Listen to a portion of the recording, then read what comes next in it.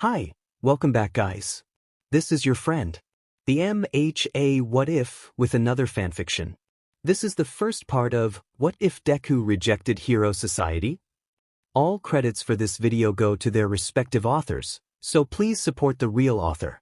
Check out the link in the description for more details. Please give this video a like and subscribe to the channel if you want more videos like this. Now let's get into the fanfic. People were not born equal. This was a truth that Izuku Midoriya could not forget. The scars that painted his body prevented it.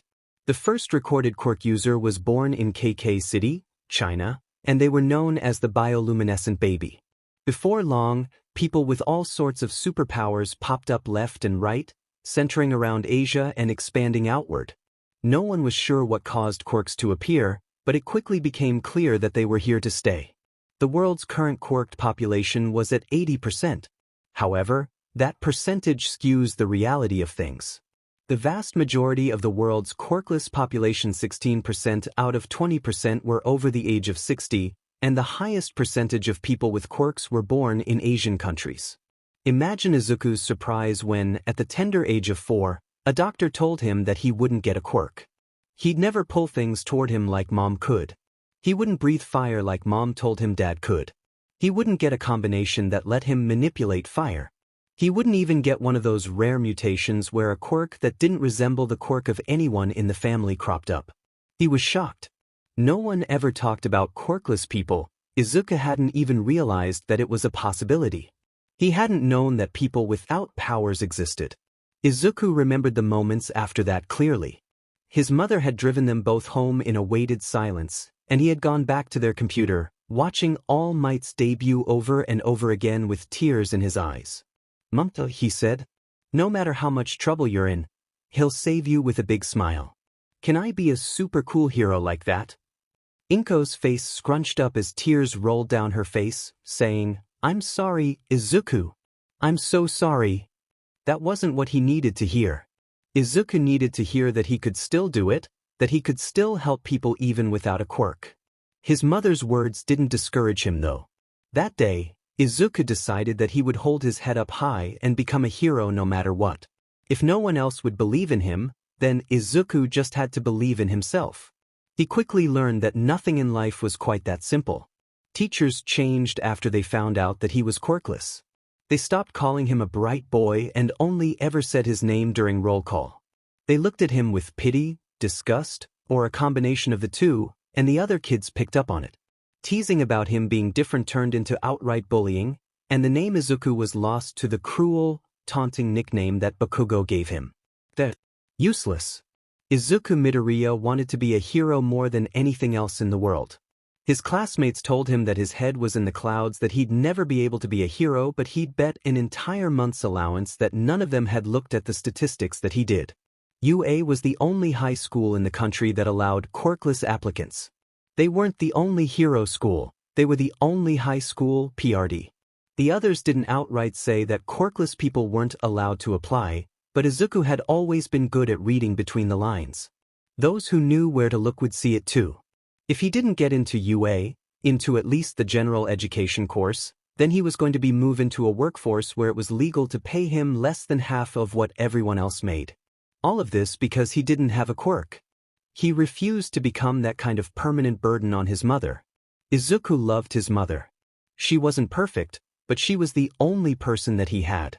She noticed when he started coming home bruised and burned, and she always helped patch him up with tears in her eyes, walking him through the steps so that he could do it himself if she wasn't home. She swore to him that she would go sort things out with the teachers. He remembered looking up at her at 7 years old, seeing her eyebrows furrowed in the determination she had to have as a lawyer, and being unable to bring himself to tell her that the teachers already knew. It didn't matter. The expression on her face the next day told him that she found out either way. Initially, his mother had been determined to get him enrolled in an online school. She couldn't homeschool him, not with how busy her job kept her, but she wanted him to be safe. No programs would take him. They always told her that they'd met capacity for the year, that they couldn't take any more students, but they knew.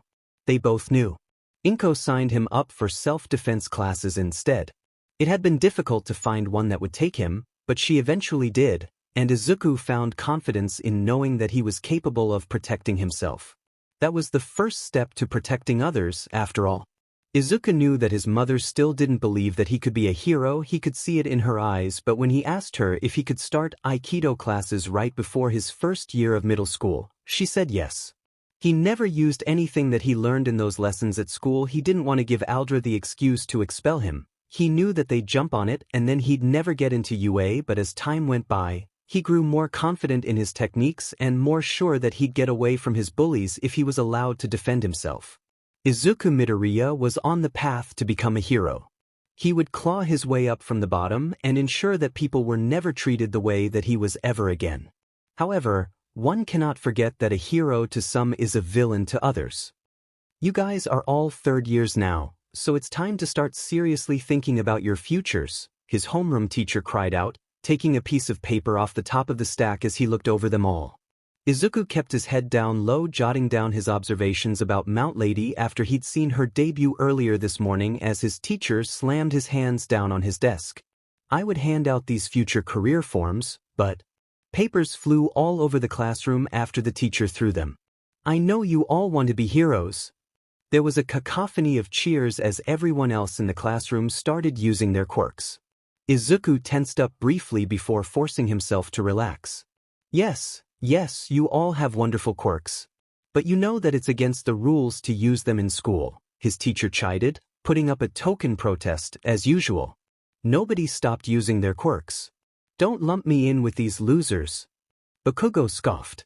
Izuku had stopped calling Bakugo Kachin a long time ago. His mother had sat him down and explained that friends don't hurt you, at least not on purpose, and that what Bakugo was doing was wrong, and it was in moments like this that he wondered if he'd imagined the version of Bakugo that he used to admire. I'm the real deal. These extras will be lucky to become sidekicks to some busted D-lister. His classmates loudly protested that, but his teacher only encouraged Bakugo's ego by saying, Bakugo. You'll be aiming for UA, of course. Izuku could feel himself sinking even lower in his seat, resting his face on one of his arms as he hid from the world. He knew that Bakugo would get into UA. Everyone in the school knew that. It was probably why they never put a black mark on his record, not even when he beat up kids who weren't Izuku. I aced the mock exam. Bakugo screamed as he jumped up onto his desk. I'm the only one here that's got what it takes.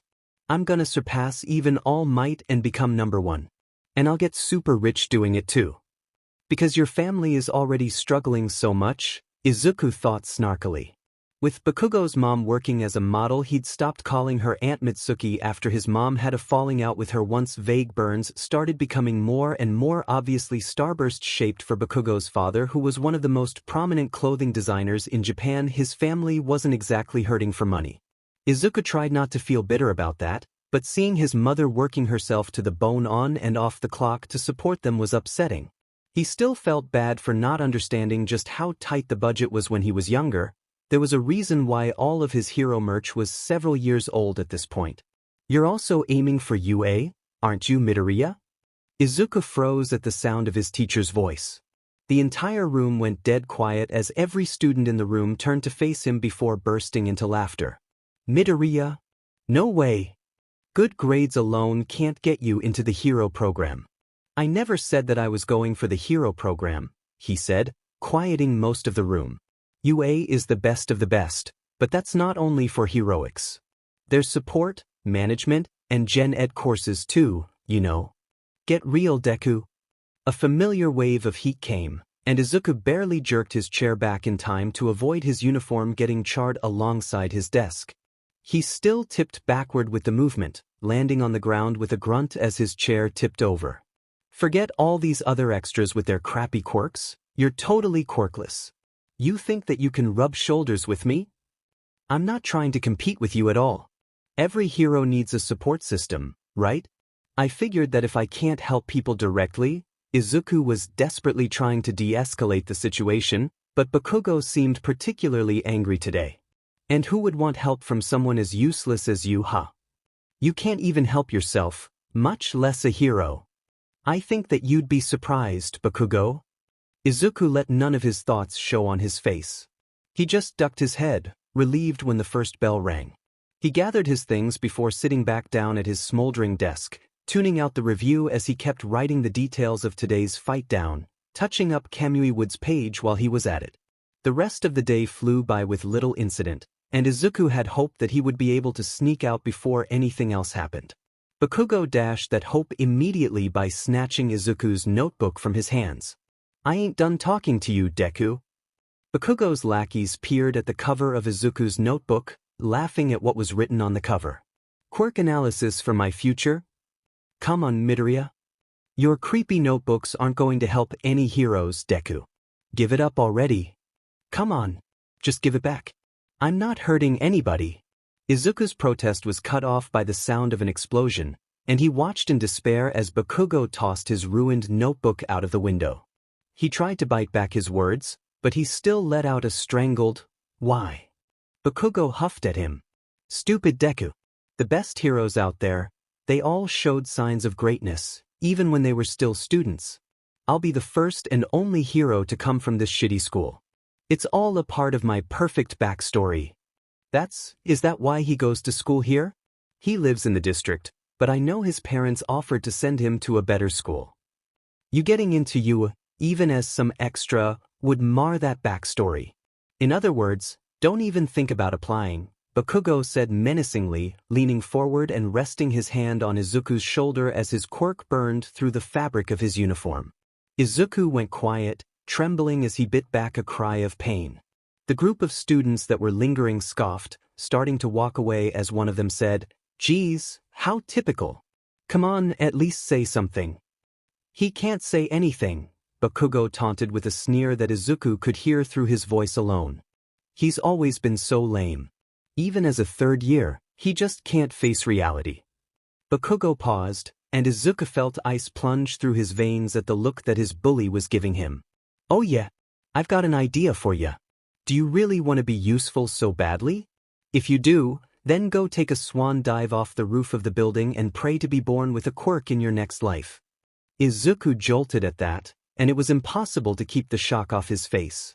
Bakugo glared at him and popped off more explosions as he said, "Yeah? Got something to say? You've never gone this far. They'd have to give even you a record if I jumped. You realize that, right?" "That's what I thought," Bakugo scoffed. As Bakugo and his lackeys walked out of the classroom, Izuku acknowledged that the burning anger that he'd let simmer for years might be hatred after all. Why is it that someone like him is told that he's going to be a hero every day while I'm ridiculed for even wanting to try? I just want to help people. Bakugo doesn't want to help anyone but himself.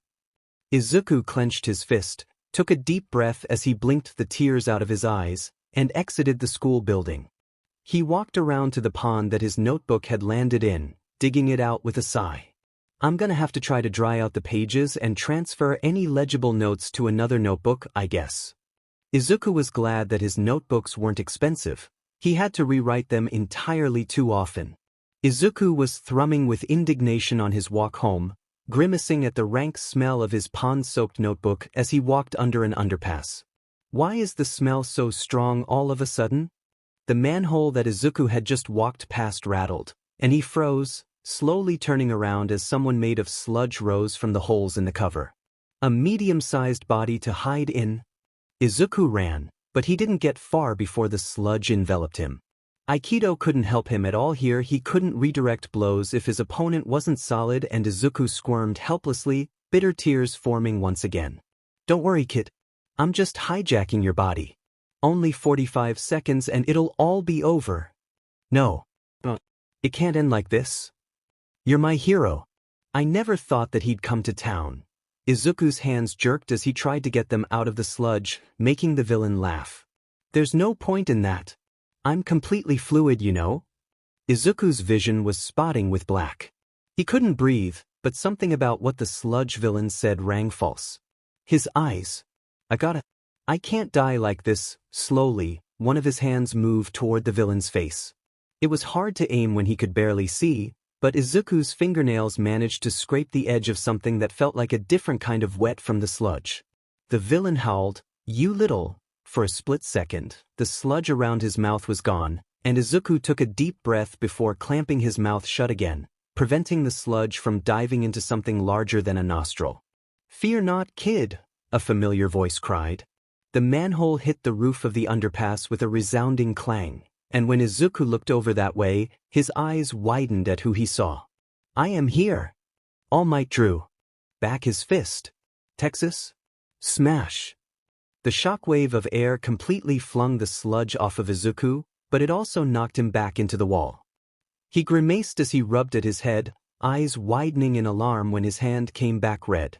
The sludge villain was scooped up into 2 soda bottles that All Might was carrying, and Izuku still couldn't believe his eyes as All Might walked over to him. "Are you okay, kid?" Izuku didn't even answer before All Might continued, saying, "Apologies for getting you caught up in my villain hunt. The sewer system was more complex than I had imagined." All Might laughed, and Izuku chuckled alongside him, too relieved to be alive and too excited to see his idol to care about a head wound. "Even small ones bleed excessively, so I should be fine, right? I've had worse. My success today is thanks to you." All Might cried as he grabbed Izuku's notebook. He watched, wide-eyed, as his idol flipped toward the end and asked, "Who should I make this out to, kid?" Izuku. Izuku Midoriya. "Thank you so much. This'll be a family heirloom." Izuku scrambled to his feet and bowed, stumbling as dizziness rushed over him. All Might gently guided him out of the underpass before handing his notebook back. "Now then, I must take this fellow to the police. Do you have a phone?" Izuku nodded. "Then make sure to call an ambulance to get your head checked out." "Wait. That can't be it." Izuku needed someone else to make that call. Quirklessness was heavily discriminated against in the medical field. Doctors and nurses had told both him and his mother that their machines simply weren't compatible with people like him and that the staff's quirks needed to assist with higher priority cases. A scraped knee would class as a higher priority case than helping a quirkless person with anything. A pro battles both villains and time. "Kid. Sorry, but I've got to be going. Until next time." All Might crouched down, and Izuku, in a fit of fear or desperation he wasn't sure, grabbed on. They rocketed through the sky, and Izuku closed his eyes as he clutched onto All Might's leg for dear life. "Hey now. I appreciate your support, but your enthusiasm is a bit much. Let go." All Might started thrashing around, and Izuku held on even tighter, life flashing before his eyes. "If I let go, then I'll die," he shrieked. Thankfully, All Might seemed to accept that and stopped trying to get him off, heading over to a nearby rooftop instead. When they landed, Izuku fell to his hands and knees. Hopefully, the people downstairs will let you out of the building, but I don't have the time." All Might sounded irritated, refusing to even look at Izuku, and was already walking over to the edge of the rooftop. Izuku stood up as quickly as he could, holding out a hand as he said, "Wait. Please. No. I will not wait." Izuku intended to ask him to call an ambulance, but he wound up asking another question entirely. "Even without a quirk, can I still be a hero?" Green eyes closed as he waited for All Might's response. Izuku had promised himself that he'd become one no matter what, but there was still a part of him that was desperate to hear someone, anyone, say yes. He wanted someone to believe in him. All Might was always saying that anyone could be a hero, so Izuku knew that he'd be able to keep going if he heard him say it personally. "Quirks are..." All Might's voice went quiet. Izuku's eyes opened slightly, looking to the ground as he said, "Because I don't have a quirk. I've always been bullied. That's why I want to save people. I want to help them so they don't suffer like I have. I started taking self-defense classes young and I've got over 2 years of Aikido under my belt too."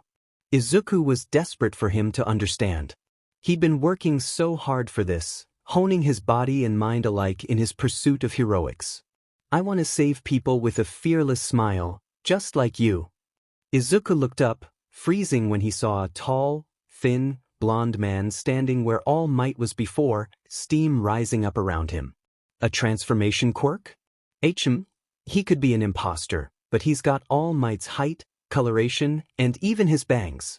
I guess this explains why no one ever sees you outside of hero work. All Might chuckled nervously, blood leaking from his mouth as he said, "You're correct. I am All Might." "Shouldn't you go see a doctor? That can't be healthy." Izuku felt a bit hypocritical saying that, but it wasn't like anyone would refuse service to All Might. This happens all the time, kid. I'm fine.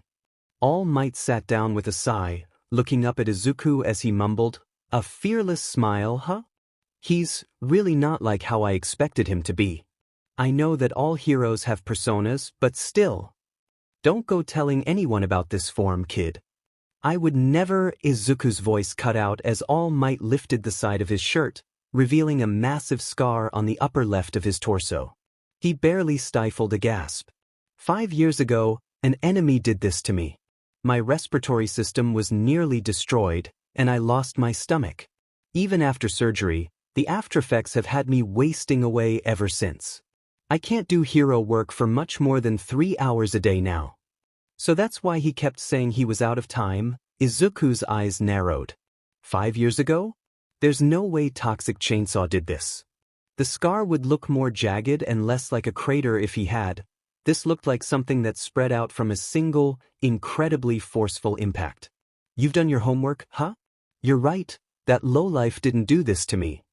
All Might let his shirt fall back down, and Izuku wouldn't deny being relieved. It looked so painful. This fight wasn't a public one. Or rather, I ensured that this fight wasn't made public. A symbol of peace, someone who saves with a smile. He cannot be daunted by evil. The thought that there were villains out there strong enough to give All Might trouble was a scary one. Izuku imagined the unease that everyone would feel if they saw All Might get hurt like this, and he understood why All Might pushed himself so hard with the 3 hours that he could work as a hero. People depend on him. Losing him so suddenly or realizing that he could be lost, it'd be a disaster. My smile is far from fearless, kid. I smile to keep the fear and pressure at bay. A pro has to be willing and ready to risk his life at all times. All Might looked at him, and Izuku silently pleaded for him to stop talking. He could already see All Might's answer all over his face. Someone without power.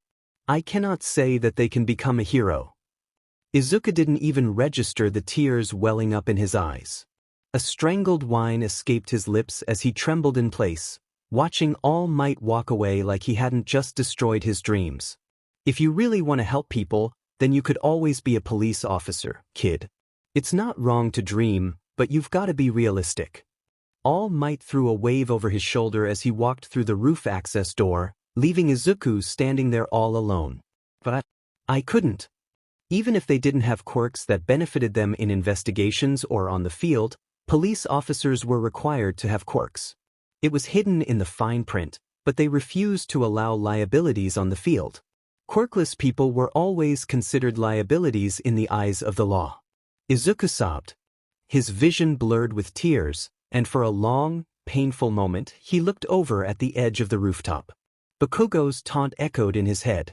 Izuku took a single step toward the railing before. Stumbling backward, rushing down the stairs and out of the building as quickly as he could. He was terrified of giving himself a chance to change his mind. It doesn't mean anything, right? He thought as he walked home, rubbing his eyes. Everything is the same. No one believes in me, but that's nothing new. I just have to.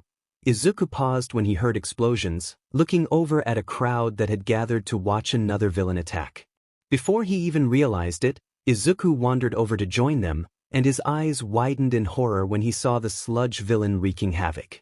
Did All Might drop him because of me? This is my fault. Why aren't the heroes doing anything? Looks like the villain grabbed some kid. Someone else is enduring that pain? Because of me? I'm so sorry. Someone will come to save you soon, so just wait. Izuku paled even further when he saw familiar red eyes peering out from the sludge. That's... Bakugo isn't but no one deserves this.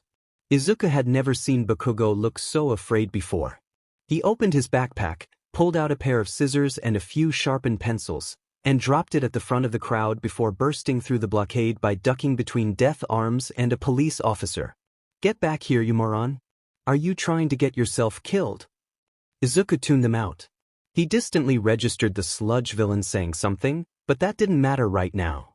All that mattered was that Bakugo could die, no one else was helping, and Izuku knew this villain's weakness.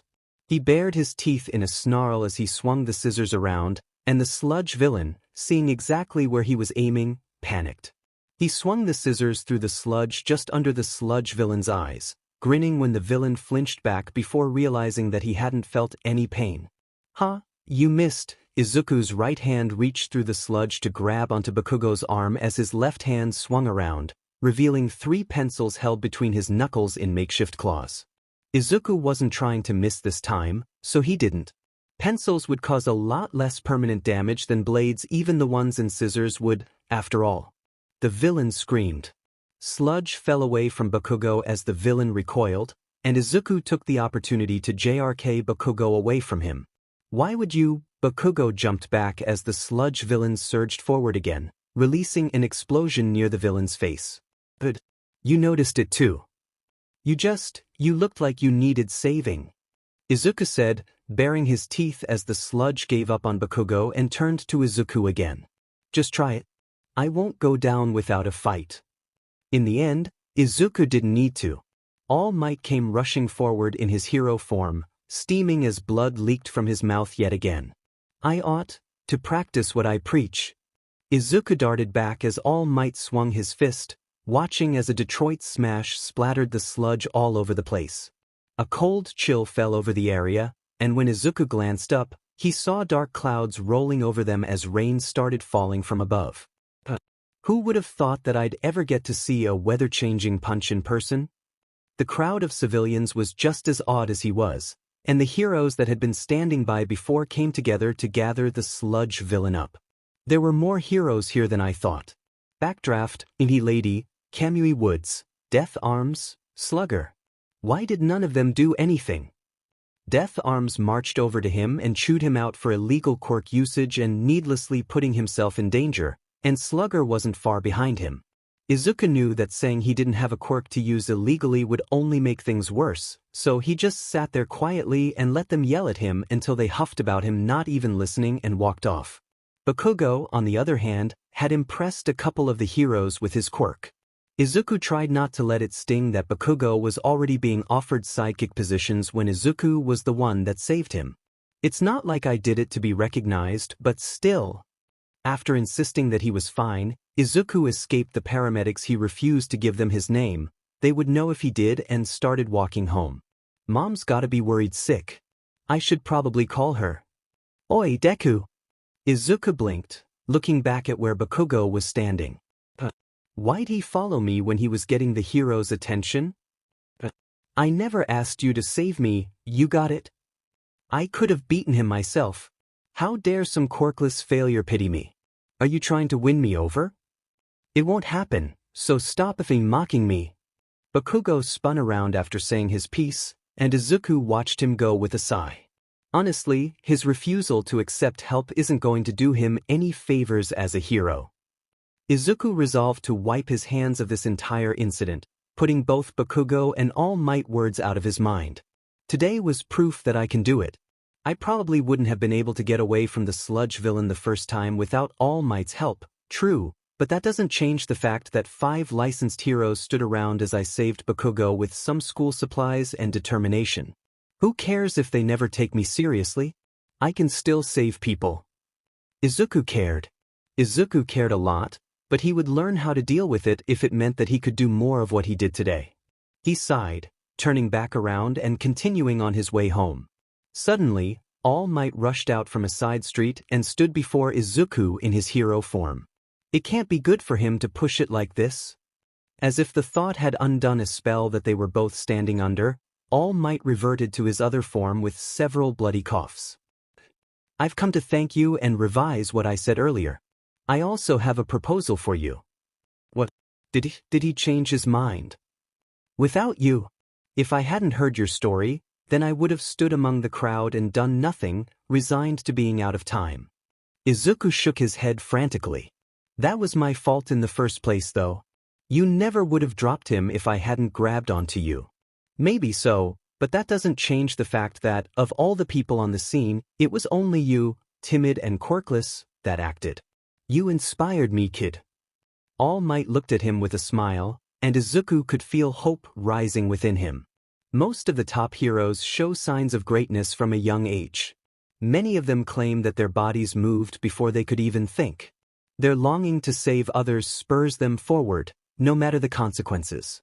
That's what happened to you back there, yes? Weiss, Izuku stammered, tears welling up in his eyes. Yes. I just wanted to help him. I couldn't stand there and watch.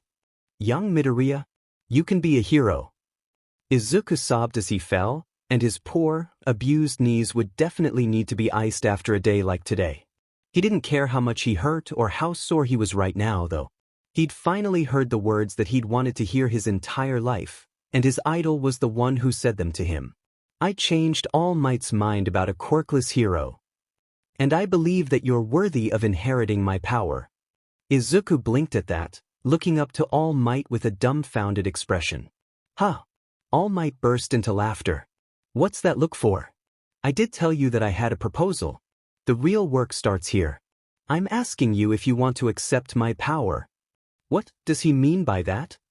I'm talking about my quirk, young Midoriya. All Might held his hand out to him, helping Izuku to his feet.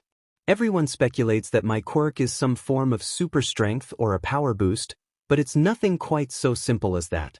I always dodge the question with a joke during interviews because All Might, the symbol of peace, has to be seen as a natural-born hero. Is he implying that? However, in truth, my quirk was passed down to me from another. And now, it could be your turn. Izuku was so shocked that he couldn't say a word. A quirk that could be passed down from person to person, not even through families, but entirely willingly defied almost everything that they knew about quirks. I know that we're still learning a lot about them, but this, it seems too good to be true. Stunned into silence, are you? Indeed, the quirk that I inherited is the ability to transfer power to another. It is called One for All. One person cultivates the power before passing it to the next, then to the next, then to the next, until it finally wound up with me. Now, young Midoriya, I wish to pass it to you. Why? Me, he finally managed, head swimming with a million possibilities and complex feelings that he couldn't quite name right now. I've been searching for a successor for a while now, but you were the first to truly capture my attention. My boy, today you were more heroic than anyone else on the scene. You rushed out to save that boy, had a plan of attack that you executed perfectly with minimal damage, and you saved the boy too. I know heroes with years of training and professional experience that couldn't have managed what you did today. Then why? Why does it still sound like you? I cannot think of anyone better suited for my quirk. It is entirely up to you. What do you say? All Might, he's trusting me with his secrets. He's the first person to ever tell me that I could do this. How could I possibly say no? Yes. Izuku's voice wavered as he said it, but he was certain of his decision. A quick answer, All Might said with a chuckle and a grin. I expected nothing less from you. His idol reached for Izuku's notebook and wrote something else across the pages that he signed earlier, and Izuku's eyes widened as he read it. We'll begin training soon. For now, you should head home. All Might walked off before Izuku could say anything. If he wasn't still looking at All Might's signature with his phone number written underneath it, then Izuku wouldn't have believed that anything about today happened at all. I met my idol. I saved someone for the first time and even impressed All Might while doing so. He offered me his quirk. It's my dream come true. I'll get to be a hero just like All Might. So then why? Why did it hurt so badly for Izuku to say yes? A couple of days later, Izuku met up with All Might at Takoba Municipal Beach Park. He had to wake up earlier than he usually would to get here in time, but Izuku was hardly going to complain about waking up early to go train with All Might, of all people. I am going to complain about being forced to pull an already heavy fridge with All Might sitting on top of it, though. The aforementioned hero laughed as he said, "It feels quite nice up here. I bet it'd feel even nicer with some movement, though. Come on, All Might. You're 600 pounds alone." Nope. I've lost weight since that interview. I'm closer to 560 now. Knowing that fact didn't keep Izuku from collapsing into the sand, heaving with exertion after moving the fridge a couple of inches. Hey, why do you have me dragging trash across this beach anyway? Because you're an ill-suited vessel. What? You said that I was worthy before. Please stop jerking me around like this. I'm not sure I can take it. Izuku cried as All Might laughed and took pictures, and he hated this feeling. Izuku always seemed to be the butt of some cruel joke. Your spirit is there, yes, but your body isn't prepared yet. One for all binds the physical strength of many people into one. You've got some lean muscle from your training before, but that's not enough to handle this power. Your limbs would probably pop right off. Oh, so you wanted to bulk me up by having my haul trash? That was a relief. All Might didn't seem like the kind of person to lie to his face like that, but Izuku had worried that he might have changed his mind. Exactly. But that's not all. All Might dropped down from the top of the fridge, knocking his hand against one of the top corners of the appliance and crushing it. I did some research on this beach, you see. This one section has been covered in trash for years. Izuku nodded. Yeah, I remember reading something about ocean currents dragging a lot of stuff to this spot. People took advantage of the buildup to dump their junk here too, even though they shouldn't. Locals avoid this place like the plague. The heroes of today only want fame and glory, All Might said, and Izuku couldn't help thinking of Bakugo. But being a hero is about volunteer work. It doesn't matter how unglamorous a job is, it's a hero's duty to help. So, All Might crushed the entire fridge beneath his fist. Let's clean this beach and make it a place worth visiting again. This is the first step on your path to becoming a hero. So cool. It's a good lesson too. I don't ever want to forget about the little things, even if it's hard to call this little. A grin slowly spread across Izuku's face. Cleaning up the whole beach, huh? Exactly. You want to get into UA, right? Of course. Izuku exclaimed. UA is the best of the best, and it's your alma mater. I want to go if at all possible. Their heroics program is amazing, and even their academics are unmatched. Izuku had never had any other options, but that didn't make his admiration of UA both for its programs and the fact that it accepted Quirkless applicants at all any less genuine. All Might chuckled before saying, You really are a fanboy, huh? Well, it's like I said before. That wouldn't be possible for someone who's Quirkless. It's sad, but it's still the truth. That's the reality we live in. Izuku's heart twisted in his chest, and he finally realized why accepting All Might's offer was so painful. He doesn't believe in me. He believes in his quirk. He believes that I could be great with it, but he's like everyone else, isn't he? He thinks that I'm nothing without a quirk. UA's hero course is the toughest there is. You're nowhere near ready for it now. I've got 10 months before the entrance exam, Izuku murmured. I'll need to make sure that my body is a suitable vessel before that point. He would be going up against people who had their entire lives to hone their quirks, and Izuku needed to get at least a little experience with his own before getting there. He refused to go into this blind. That's what this is for. All Might cried out, holding a stack of papers out to Izuku. This is my pass the test, American Dream plan that's designed to WHPU in shape just in time for the exams. It's a training regimen not only for cleaning up the garbage but for everything else too. Your entire lifestyle can be charted out with this. Izuku took the papers and flipped through them with wide eyes. He even allotted a specific amount of time for sleep. Waking up at 4 in the morning is going to SCK, but I can do this. I have to prove myself to him. This is going to be super tough, kid. Can you do it? Yeah. I always knew that I was going to have to work harder than everyone else to make it, All Might. This is no different from that. So, Izuku began training in earnest for UA's entrance exams. It was grueling work that left him sore and exhausted, but he worked at it every day. All Might's training plan was a good one, but when Izuku looked over it more in-depth, he knew that he wouldn't be moving fast enough if he stuck to it. It's got too many break days. I'm in pretty decent shape, and while I know that I can't strain the same muscle groups without allowing them to rest for a couple of days, I can haul different types of trash and do different stretches on the break days instead.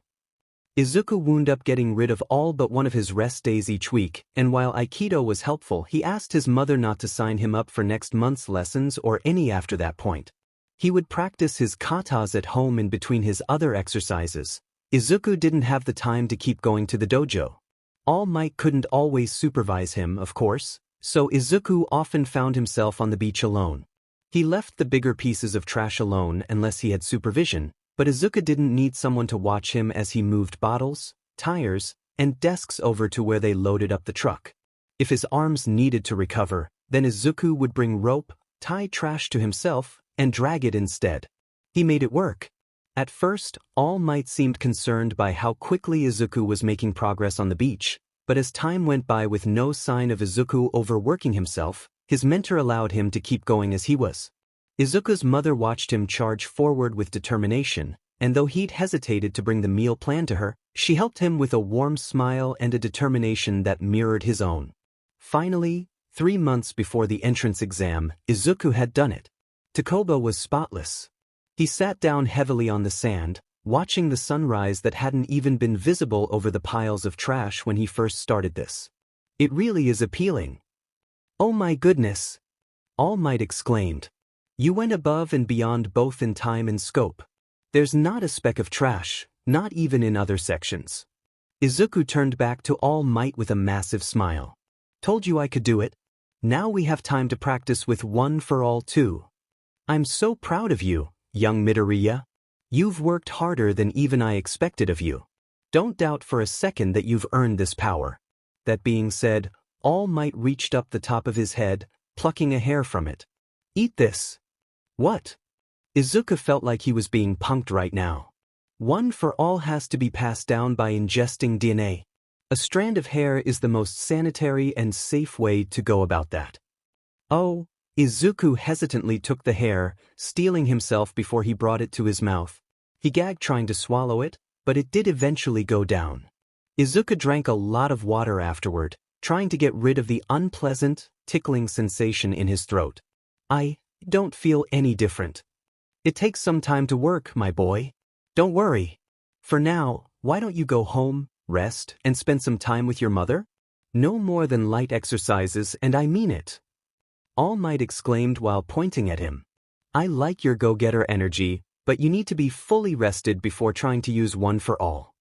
Izuku agreed easily enough. He couldn't disagree with All Might. It's not like Izuku knew how quirks worked on a personal level, and he needed to iron out a few other details anyway. Most importantly, Izuku needed to come up with an explanation for how he suddenly wound up with a quirk. I know that I can't tell Mom about One for All, but I can't leave her completely in the dark either. She'll notice that I have a quirk. And maybe, just maybe, she'll support my dream now too. Izuku felt the exact moment that One for All settled within him. A rush of power flooded his veins while he was formatting a page for analyzing his own quirk, startling him so badly that he almost snapped his pencil in half. Oh, I didn't expect there to be so much energy, but I guess that makes sense if it's been cultivated by so many people. Maybe I could register it as an energy quirk? The last thing I need to do is draw attention to myself by having a quirk too similar to All Might's. That wouldn't work if I transform like he does, though. The thought kept nagging at him, and everything circled back around to Izuku needing to see what One for All looked like to come up with a cover story. Mom wouldn't buy me deciding against testing One for All, not with the way that I dissect quirks. It should be okay as long as I don't try to do anything with it, right?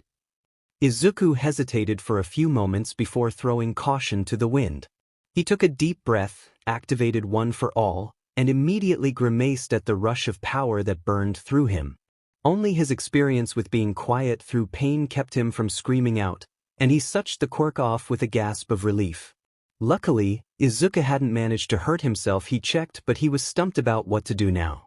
I didn't even get the chance to see if One for All looks any different for me. How am I supposed to use it if I'm in blinding pain just by turning it on? There was way too much power, so how am I supposed to? Oh. His eyes widened as he realized something. All Might doesn't use his full power all the time. He can crush fridges with almost no effort, and using that kind of force against people would kill them. One for All isn't a light SW, it's a water valve. I have to only let a stream of power through instead of the whole waterfall. He didn't want to push his luck, but Izuku knew that his mother was right in the other room working through case files. If he wound up hurt this time, then he could call out for her. He closed his eyes and braced for it before slowly, steadily, letting a trickle of power flow through him. He stopped turning the valve as soon as the power started edging toward being painful again, and Izuku opened his eyes, gasping when he saw green lightning arcing around him. Is this excess energy sparking off of me? It's not damaging anything it touches, so I think that it's just a visual thing. I guess this is my equivalent of another form. Izuku grinned wide, eyes shining with glee. This works perfectly. I can pass one for all off as an energy quirk with no issue. Green lightning faded from existence as Izuku turned the quirk off, grinning as he pulled out an empty notebook, grabbed a pencil, and started writing. Name, Izuku Midoriya. Hero name? Quirk, Accumulator. An emitter quirk that allows the user to accept, store, and release energy through their body that acts like a general enhancer. The user currently has a cap of about 5% of his maximum energy output before getting backlash. Quirk backlash includes crippling pain once the user surpasses that threshold. Physical consequences for continuing to use the quirk beyond that point are likely. Additional notes. Accumulator is a complete mutation that shows no resemblance to any of the quirks in Izuku Midoriya's family tree. In addition to this, Accumulator requires that the user gain a certain muscle mass before its first activation. The current theory is that the amount of energy the user can channel would have been life-threatening without that limiter, hence why it activated so late in life.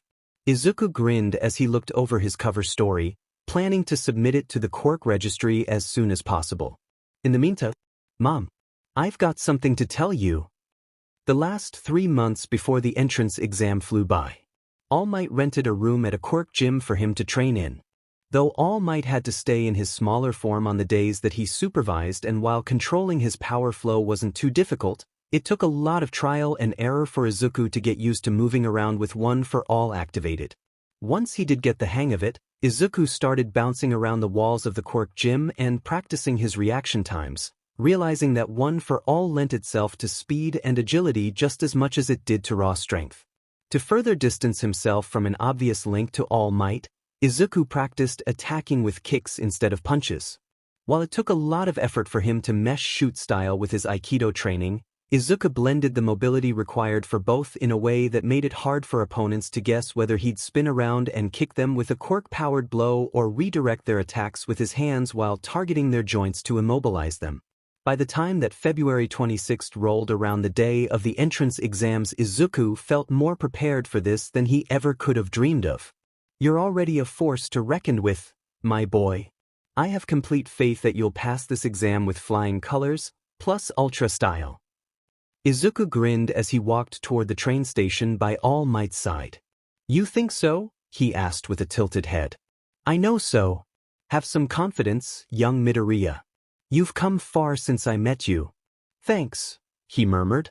Izuku hadn't been able to completely silence the weird blend of genuine happiness and aching sadness that cropped up every time that All Might complimented him. Said compliments tended to be linked to One for All in one way or another, even if it was something that Izuku didn't need the quirk to figure out, but that didn't make him any less grateful for the advantages that All Might had given him. I won't let you down. Izuku was shaking with anticipation the entire train ride over to UA, and he nervously fidgeted with the yellow straps of his backpack as he approached the Hero Course examination site. He recognized uniforms from middle schools all over Japan, everywhere from Hokkaido to Kyushu, as students just like him walked down the brick path and toward a test that would permanently alter their futures. No pressure or anything. What are you doing here, Deku? Thought you were applying for support or some sheet. Izuku turned to face Bakugo with a smirk as he said, I only said that there were other courses at UA. I never said that I was applying for them. Bakugo didn't need to know that Izuku was applying to general education as a backup. While the general education program still wasn't easy to get into, it was the only exam based solely on the basic written test. Izuku didn't have the time to take the practical support exam or the second written management exam in addition to this one, and Bakugo snarled at him as he walked around Izuku, shoulder checking him as he did so. Ichim. I hope that weird peace that's been between us since the sludge villain doesn't change because of this. Everyone has been leaving me alone for once. The footage that the news station aired didn't mention his name or show his face, but people at their school recognized the Gakurin. They also recognized the backpack and notebook that Izuku had dropped right before rushing out. They knew it was him. Even the teachers had started eyeing him warily any time that he took notes in the months afterward, and Izuku had been so wrapped up in his training plan that it took him ages to realize that they were afraid of him. Honestly, did they think I was gonna go for their eyes next? He thought snarkily, freezing when he realized that they may have. Izuku shook it off and walked forward, so caught up in his musings that he didn't notice a loose brick on the path. The tip of his shoe got caught underneath it, sending him pitching forward. Izuku scrambled to get into a rolling position. It would still hurt to roll out of a fall on brick, but it would hurt less than falling outright. But his stomach jerked as he floated upward instead. He looked over at a girl with brown hair and eyes, seeing that she had grabbed his backpack as he floated upward. "Are you okay?" He blushed and nodded before saying, "Yeah. Thank you." The girl guided him back to the ground before pressing her fingertips together, and Izuku could feel the weight of his backpack again afterward. A gravity manipulation quirk? Those are pretty rare. And she not only floated my backpack but completely lifted me off the ground with it too. She must be able to control how much she affects something's gravity. "I'm glad. It's a bad omen to trip and fall, you know?" the girl said with a bright, sincere smile that Izuku was unused to seeing from people his age. His face only grew redder. "This is nerve-wracking, huh?" "Yeah, it is," he murmured. "My name is Izuku Midoriya. Thank you again for catching me. Ochako Uraraka. I better get going, but good luck." Uraraka waved as she walked off, and Izuku smiled before saying, "Good luck to you too." He walked forward, determined to do his best in the written exam. If everyone at UA is even half as nice as her except for Bakugo, I can't even hope that he doesn't get in. Then maybe I'll make friends this year. After the written exam was over, Izuku made his way to the auditorium where everyone would be prepped for the heroics exam. He felt his soul briefly leave his body when he realized that he was stuck sitting right next to Bakugo, preemptively clamping his hand over his mouth to make sure that he wouldn't piss the ticking time bomb off with his muttering, "Welcome everybody. Can I get a hey?" Present Mike yelled. The auditorium was filled with students who were all a blend of terrified and determined, so despite the hero's best efforts, silence was his only answer. "You're all so refined. Cool, so I'm here to present the guidelines for your practical exam. Are you ready?" Silence once again. I feel kinda bad for him right now. I'd answer if Bakugo wouldn't ream me out for it. Alright then, listeners. We'll get right to it. The practical simulates cityscape maneuvers and lasts for 10 minutes. You're allowed to bring in whatever you want, and everyone will be directed to their assigned testing location afterward. Izuku glanced down at the ID that he'd received from the school before looking over to Bakugo's and smiling when he saw that they were being sent to different testing sites. It's probably to keep friends from middle school from helping each other, but they've saved my skin here. Each site is swarming with 3 different types of faux villains. Present Mike continued. Points are awarded to test takers who defeat them. 1-pointers are the easiest of the bunch, but you have to wreck a bunch of them for it to add up. 2-pointers are a good middle ground opponent, but you'll probably be competing against more people if you go after those. 3-pointers are the most powerful of the lot, so they'll probably take longer to disable than the other 2 types. Present Mike laughs at the tense silence. You've got to take down the enemies while prioritizing what makes you shine best, listeners. Use your quirks to disable the villains and earn points. That's your goal for today. Of course, attacking your fellow competitors is strictly forbidden and grounds for rejection from any course at UA, so keep that in mind.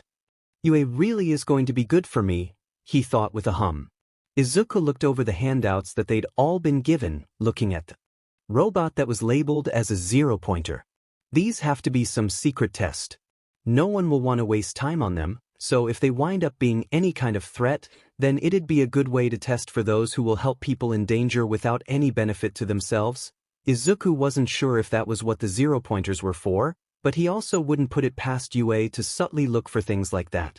"May I ask a question?" a voice cried out right before Present Mike could go to the next slide. It was like the entire auditorium turned toward the source of the voice at once, but the applicant remained undeterred, still standing as he waited for Present Mike's response. "Sure thing, listener. There appear to be 4 different types of faux villains on this handout. Such a blatant error assuming that it is one is incredibly unbecoming of a school as prestigious as you. Nice catch. To answer your question, examine 7111, the 4th faux villain is exactly what it says on the tin. Defeating it doesn't give you any points at all, it's really more of an obstacle than anything else. There'll only be one of them at each site, and they'll rampage at close quarters. Understood. So it's like a gimmick to be avoided. Thank you, sir. I apologize for the interruption. No worries at all, Present Mike reassured the student. Coincidentally, that's all I've got for you today, listeners. I'll leave you all with this piece of advice. As Napoleon Bonaparte once said, true heroism consists in being superior to the ills of life, in whatever shape they may challenge us to combat. Go plus ultra. Best of luck to you all. Is that a hint? If I suspected that the 0-pointer was a test before now, Izuku grinned. I'll have to keep an eye out for it. Just in case. The students were all separated into groups before being led to buses, and Izuku's face lit up when he saw a familiar face in the crowd of students. Uraraka. She turned in his direction, looking confused for a brief moment before seeing him and smiling. Midoriya. Looks like we'll be taking the test together. He nodded.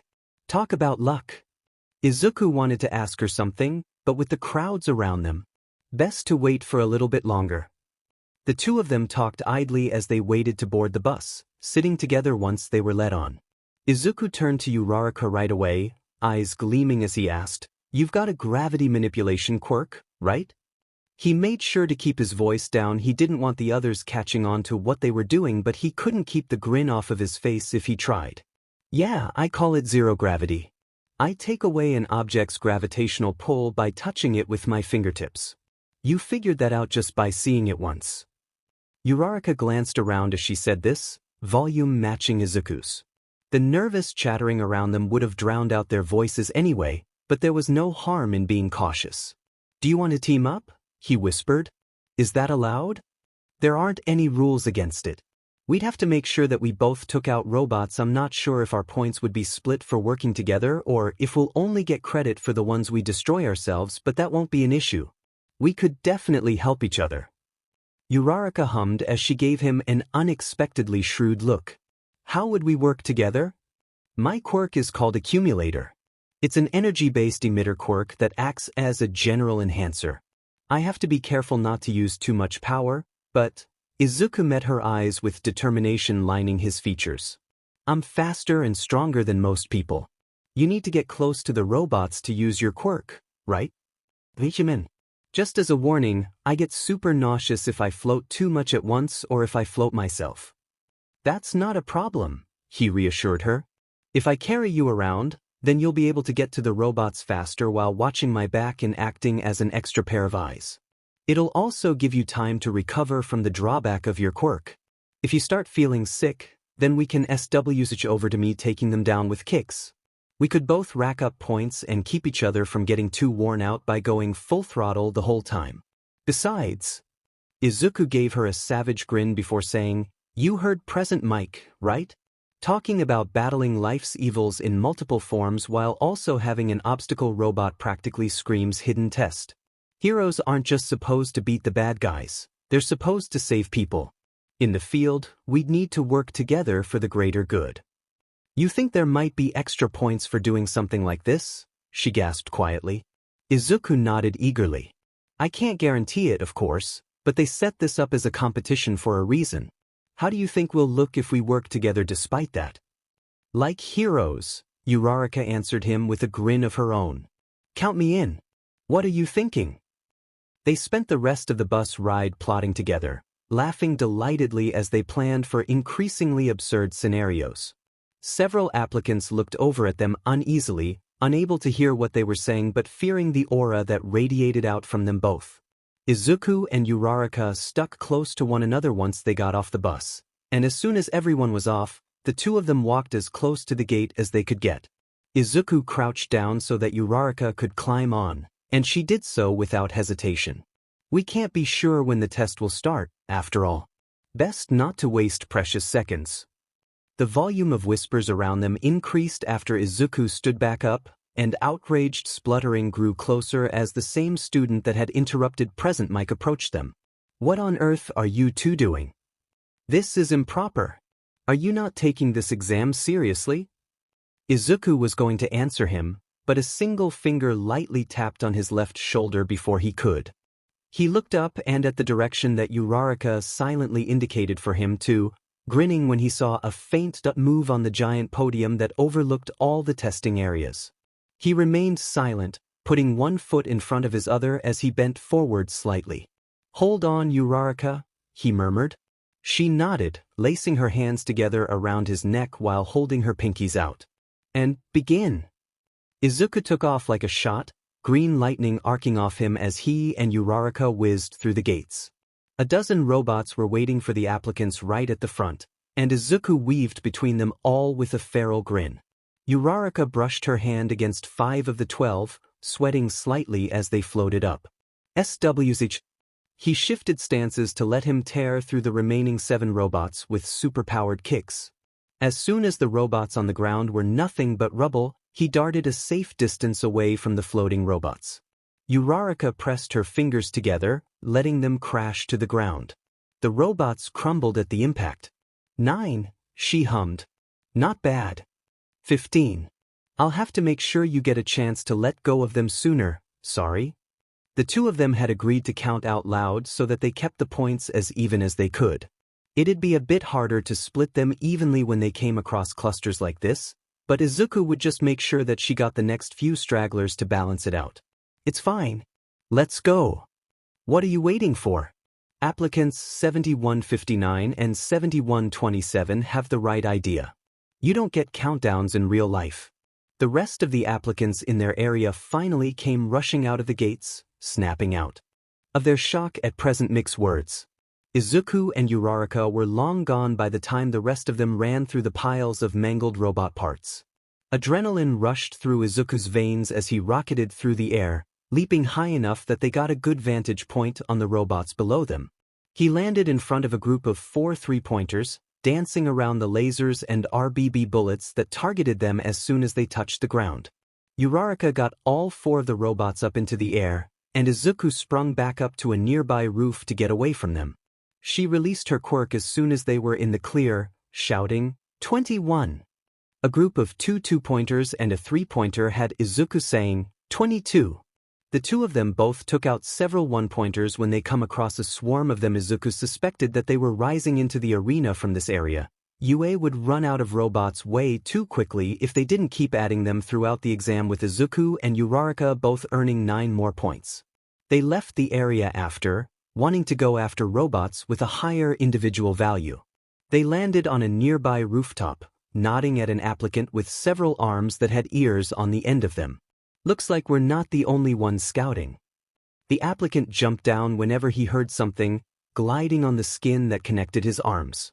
Like a flying squirrel, a sharp tap on his right shoulder pulled Izuku out of his head, and he raced toward another group of robots. 5 3-pointers were harrying a blonde guy with a laser quirk. A couple of them were sparking, but the other student's quirk couldn't stay active long enough to destroy the most durable robots in the exam. Uraraka tapped 3 of them before shouting, "SW!"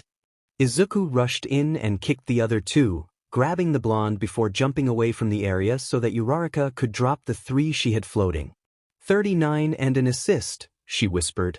37 and an assist, he mumbled as he sat the laser guy down. "Merci, Miss Amy's. I'll be sticking to the 1 and 2-pointers from now on." They both wished the guy luck as he ran off, taking to the skies again right afterward. They came back down when they saw a few applicants trapped under rubble and the remains of robots, and Uraraka briefly hopped down to float the debris up while Izuku lifted them and moved them into out-of-the-way buildings, one by one. Only 3 minutes left, listeners. When Izuku regrouped with Uraraka, she was looking pale and shaky. He crouched down for her to climb on again, but this time she said, "I'm almost at my limit. You don't have to keep carrying me around." "I'm not gonna leave you behind," he said with a wide smile. "We've come this far together, right? I still need an extra set of eyes up there." "All right." Once she was holding on again, Izuku leapt up to another rooftop. That was when the entire city started to tremble, and they both watched in horror as a giant robot destroyed entire skyscrapers as it walked down the street. This is the zero-pointer. Isn't it a bit overkill? There's gotta be more to it than an obstacle. So, we're definitely running toward that, right? Izuku nodded. Robots can malfunction and it's almost impossible to predict how rubble will fall. Someone could get buried, stepped on, or hit so hard that, well, Izuku knew why UA had parents sign consent forms now. Uraraka's grip on him tightened. Then let's do this. The aftermath of what the zero-pointer had already destroyed was horrific. With everyone else running away from the robot, they had hoped that the people running alongside them would help them if they stumbled. The people that were left behind needed their help more. Uraraka had to lift the rubble off of someone who had their leg buried underneath it, and the unnatural angle that it was twisted at finally pushed her over the edge and had her hurling. Help me, they begged, but Izuku knew that moving them would only risk hurting them worse.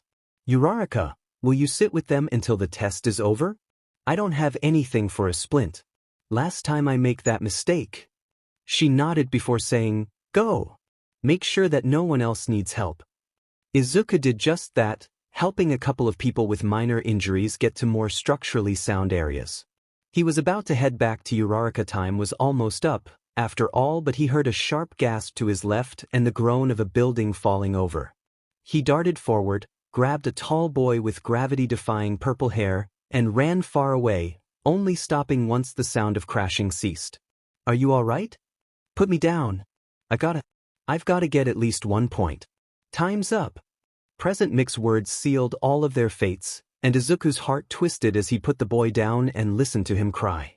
This could have been me. If All Might hadn't given me his quirk, then this would have been me. It's not fair.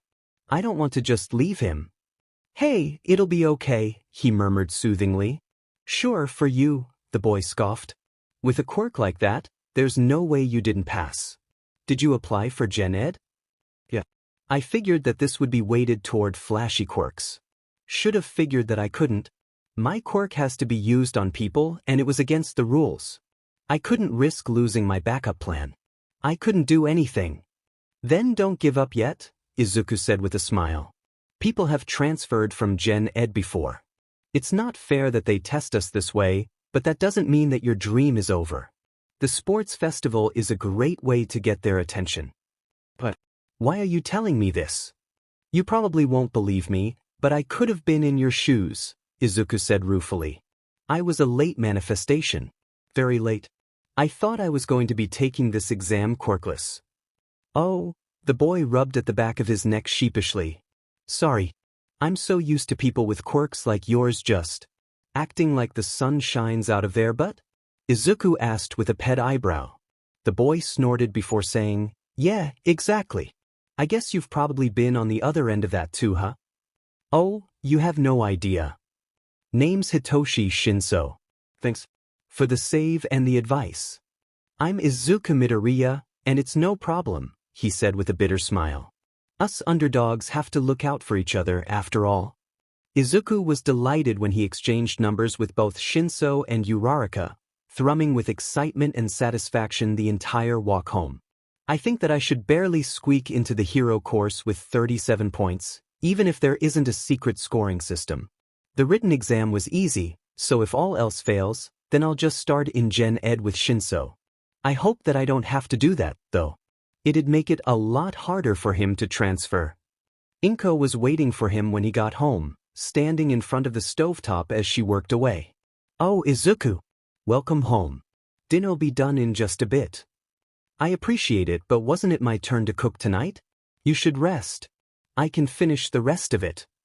None of that, Inko scoffed. You're not cooking your celebratory dinner. That defeats the purpose. Celebratory? Don't sound so unsure of yourself, Izuku. Inko looked at him from over her shoulder, smiling as she said, You've always been my little hero. There's not a doubt in my mind that you passed. Tears welled up in Izuku's eyes, and Inko's smile morphed into a small, bitter thing that Izuku often saw in the mirror. Is this because I have a quirk now? Izuku didn't mean to ask it, but the question slipped out of him. Anyway, his mother looked devastated. Oh baby, I always knew you'd make a brilliant hero, and I knew that you'd get into UA too. It's why I've been putting your father's child support payments away for your tuition. I didn't want you to be crushed if you didn't get into their hero course. I probably shouldn't tell you this, but before you told me about Accumulator, I was compiling research on vigilantes. Since quirk usage laws didn't apply to you, I was thinking that you couldn't be charged for vigilantism either. You were going to encourage me to be an illegal hero? Izuku hadn't considered that option before now, but the irony of his mother helping him find legal loopholes wasn't lost on him. I was going to encourage you to chase your dreams, Inko said firmly. I didn't want to see you give up, Izuku. You were made to help people, and I've had nightmares of you losing that spark in your eyes. I just got so fixated on trying to prevent a future hurt that I didn't see that you were already hurting. She turned the heat off on the stove before walking over to hug him, tears running down her face. I'm sorry that I wasn't a better mother. I should have made it clear that I supported you from the beginning instead of getting caught up in my fears. I won't let it happen again. I'm supporting you 100%, okay? So just promise me that you won't forget to take care of yourself too. Izuku sniffled as he nodded, bending down so he could bury his head in Inko's shoulder. I promise, Mom. It's like you always said. You have to save yourself before you can save others, they said in sync. Mother and son devolved into watery giggles. Inko patted his shoulder softly before pulling back and saying, Now go sit down. You can tell me all about the exam once the food's on the table. Okay. Izuku couldn't keep the smile off his face if he tried. It had always been his mother and him against the world, and even after getting one for all, Izuku had worried that her longing to protect him might strain their relationship. And while it didn't completely erase the old hurts and misunderstandings between them, Izuku could feel the balm of his mother's apology and promise for ongoing support soothing his heart. As the two of them smiled and laughed over pork katsudon, Izuku could only feel grateful for having someone who was truly in his corner. It was almost a relief that All Might wouldn't be texting him until after the results came out. Izuku didn't want to risk losing this piece. Izuku was pretty confident that he'd done the math over and over just to be sure, but waiting for the results still felt like torture. He and Shinso sent each other floods of cat memes and jokes, and when Shinso asked him how he trained for the exam before his quirk came in, Izuku started sending him workout tips. They hadn't met up since the entrance exam, but Izuku knew that he could consider Shinso a friend now. Uraraka, on the other hand, wound up visiting a couple of days after the exam. His mother insisted that she needed to meet the friend that partnered up with Izuku, so Uraraka came over to eat lunch with them. The three of them talked about hero costumes and how Izuku and Uraraka could use their quirks together, and when Uraraka had shakily asked Inko how she could be sure that Uraraka got in, Inko had told her that there wasn't a doubt in her mind that they'd both crushed it. They quickly learned that Uraraka was a crier too. A week after the entrance exam, the letter from UA finally came. Izuku was finishing up his daily stretches when Inko knocked on the door to his room, saying, Izuku, the letter's here. It feels like there's more than a letter, though. I'll be out in just a second. After cooling down, Izuku opened his door, smiling as his mother all but shoved the envelope at him. Huh, it's oddly heavy. What did they put in this thing? Izuku hummed before walking over to his desk and sitting down, fidgeting with the edge of the envelope anxiously. Do you want to open it privately, Izuku? He turned back to face Inko and shook his head. She walked into his room with a gentle smile, resting her hand on his shoulder as she said, I'm proud of you no matter what, okay? But you don't have to be nervous. You've got this. Right? Izuku tore open the envelope, blinking in surprise when a metal disc fell out of it. He poked a small button that was on the front of it, and a holographic projection of All Might flared to life. What? This is from UA, so why is All Might? This is a projection. The holograph All Might cried out, breaking the stunned silence that both Izuku and his mother had fallen into. Either they asked him to do the projection since he was in town anyway, or Inko's voice trailed off, and Izuku realized what she was insinuating a few seconds later. I'm in town for one reason only. I've come to teach at UA. Izuku found himself feeling conflicted about that information. On one hand, it'd be nice to have someone at the school that knew the truth of one for all, but on the other hand, All Might had proven that he wasn't the best teacher. Izuku's progress had been made almost completely on his own. It doesn't seem very smart of them to announce that. It'll get out before long, and having All Might at you will make everyone there a target, his mother muttered, eyebrows furrowed. It is UA, though I guess it'll be fine. Young Midoriya, you passed the written exam with flying colors, earning 97 out of 100 points. Izuku blinked. Really? I thought I got closer to a 93. That's my baby. Izuku blushed at his mother's words, thankful that the projection started talking again right after. You also earned 37 villain points. That alone would be just enough to get you into the hero course, however. There was more to the test than that. Look at the screen for just a moment. All Might's holographic form pointed to a blank screen in the room he was standing in. Video footage of Izuku leaping around with Uraraka showed up on the screen, the two of them stopping to help others along the way, both before and after the zero-pointer was released. We've never seen such a collaborative effort between two applicants before. You and young Uraraka not only worked together to take down more robots than you would have alone, but you also worked together to save your fellow applicants whenever they got themselves into trouble. What kind of hero school would we be if we didn't reward that heroic behavior? I knew it. There were also rescue points. With the combination of your save of young Aoyama, relocating injured applicants, and your actions regarding the zero-pointer, you earned 59 rescue points. Izuku Midoriya.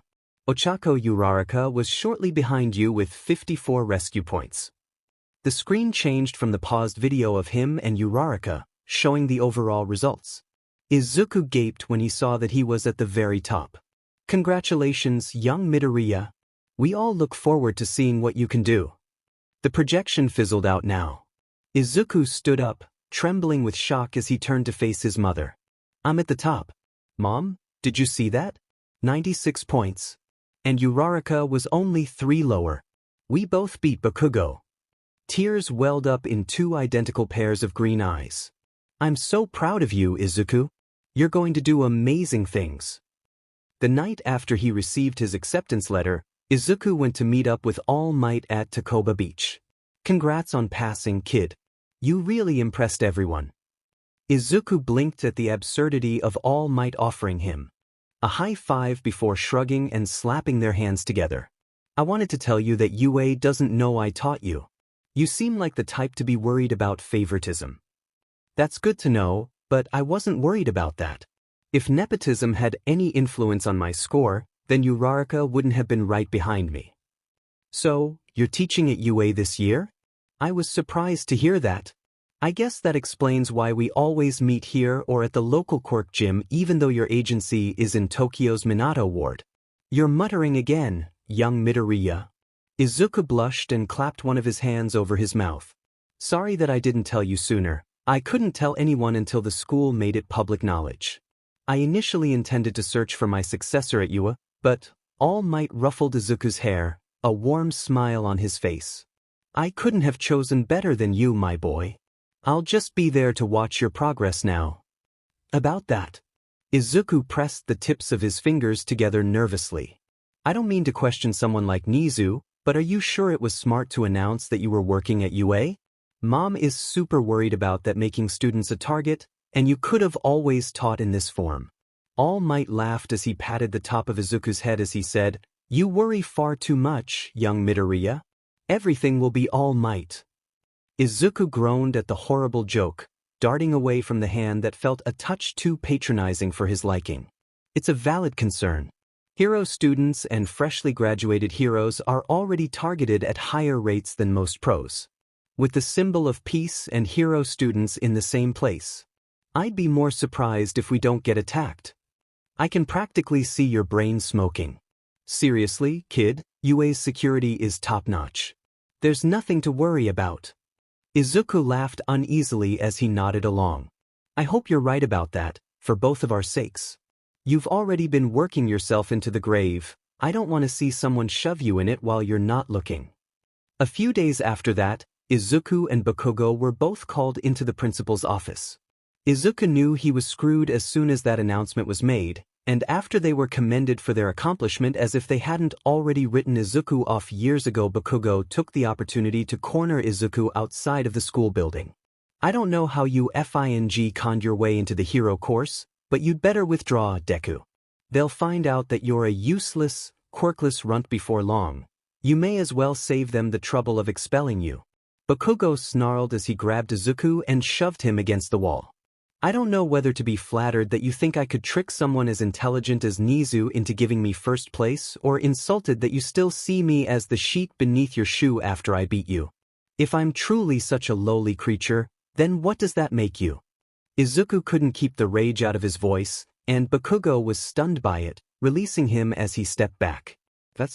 I was supposed to be the only one. You ruined my perfect origin story. I did no such thing. You were the one who chose to stay in the worst school in the district just so that you could brag about coming from nothing. You had opportunities that most people could only dream of, Bakugo, and you squandered them. The fault rests on your shoulders alone. Bakugo? Since when did you call me that? You didn't even notice, did you? I haven't called you by that stupid nickname since we were 7. We're not friends, Izuku said with a scoff. He pushed himself off the wall, dodging out of the way when Bakugo lunged at him with explosions crackling in his hands. Izuku grabbed Bakugo's wrist and twisted it, just on the edge of breaking it as he said, I won't be pushed around by you anymore. You and I both know that you don't deserve to be a hero. Getting into UA? My word won't mean nothing anymore. Unless you want me to start telling people about who Katsuki Bakugo really is, you'll leave me alone. When Izuku left Bakugo behind, his bully was pale-faced and shaking. He hated himself just a little bit for how satisfied he was with that outcome. Izuku spent the rest of his time before attending UA preparing for his future.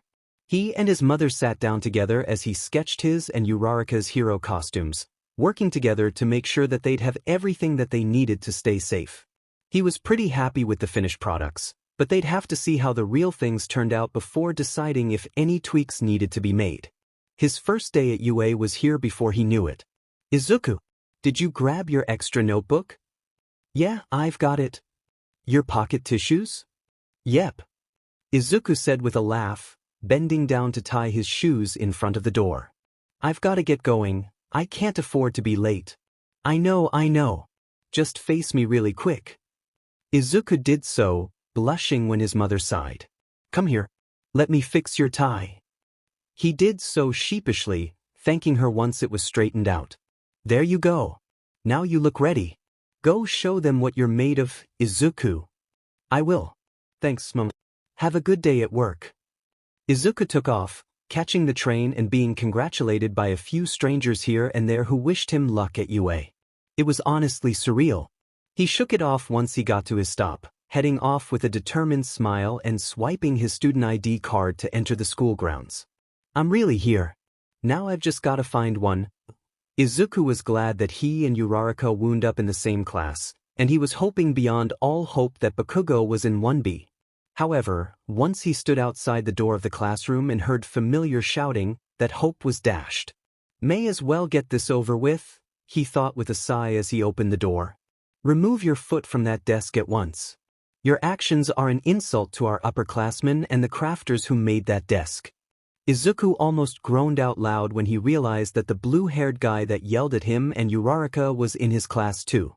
Why would I care? What middle school are you from, extra?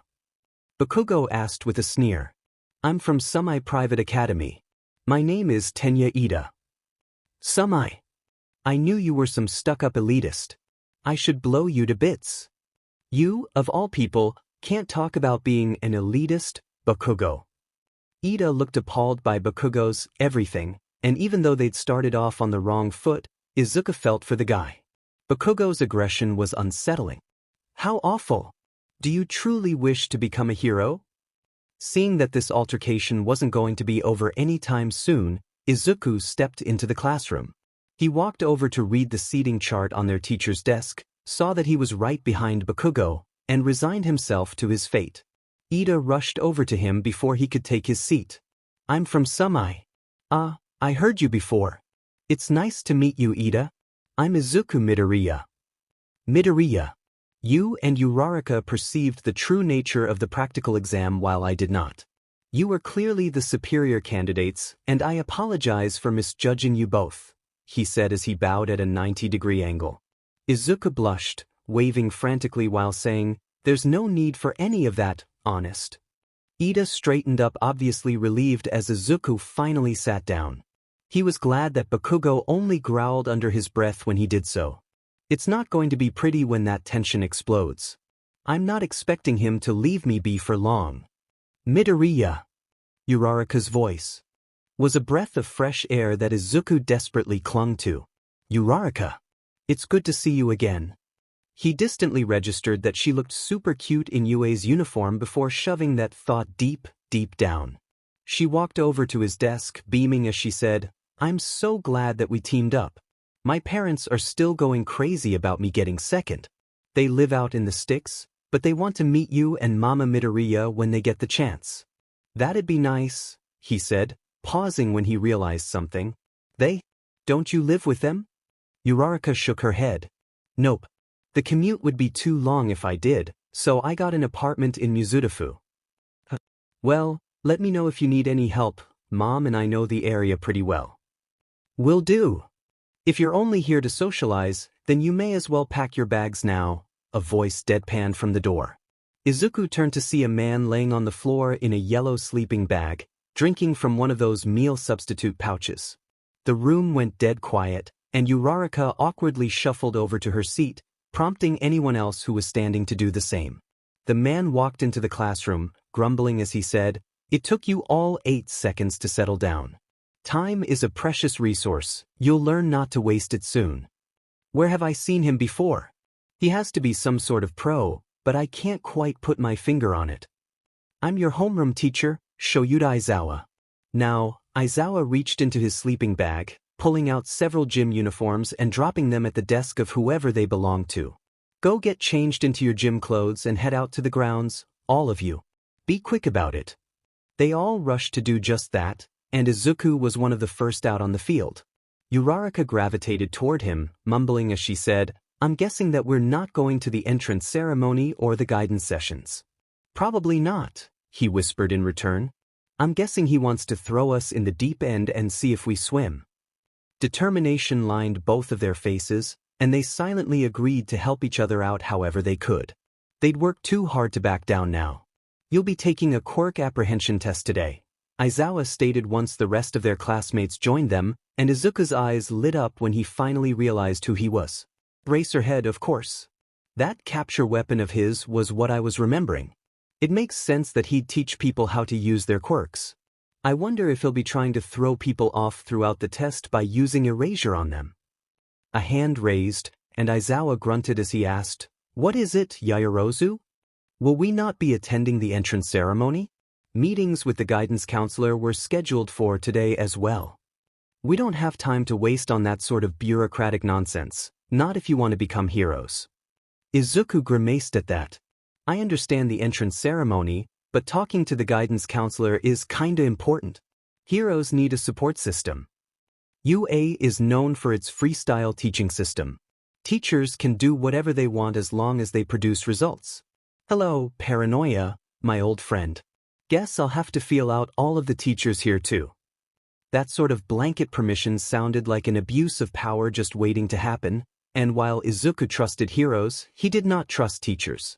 All might is proof enough that good heroes don't necessarily make good teachers.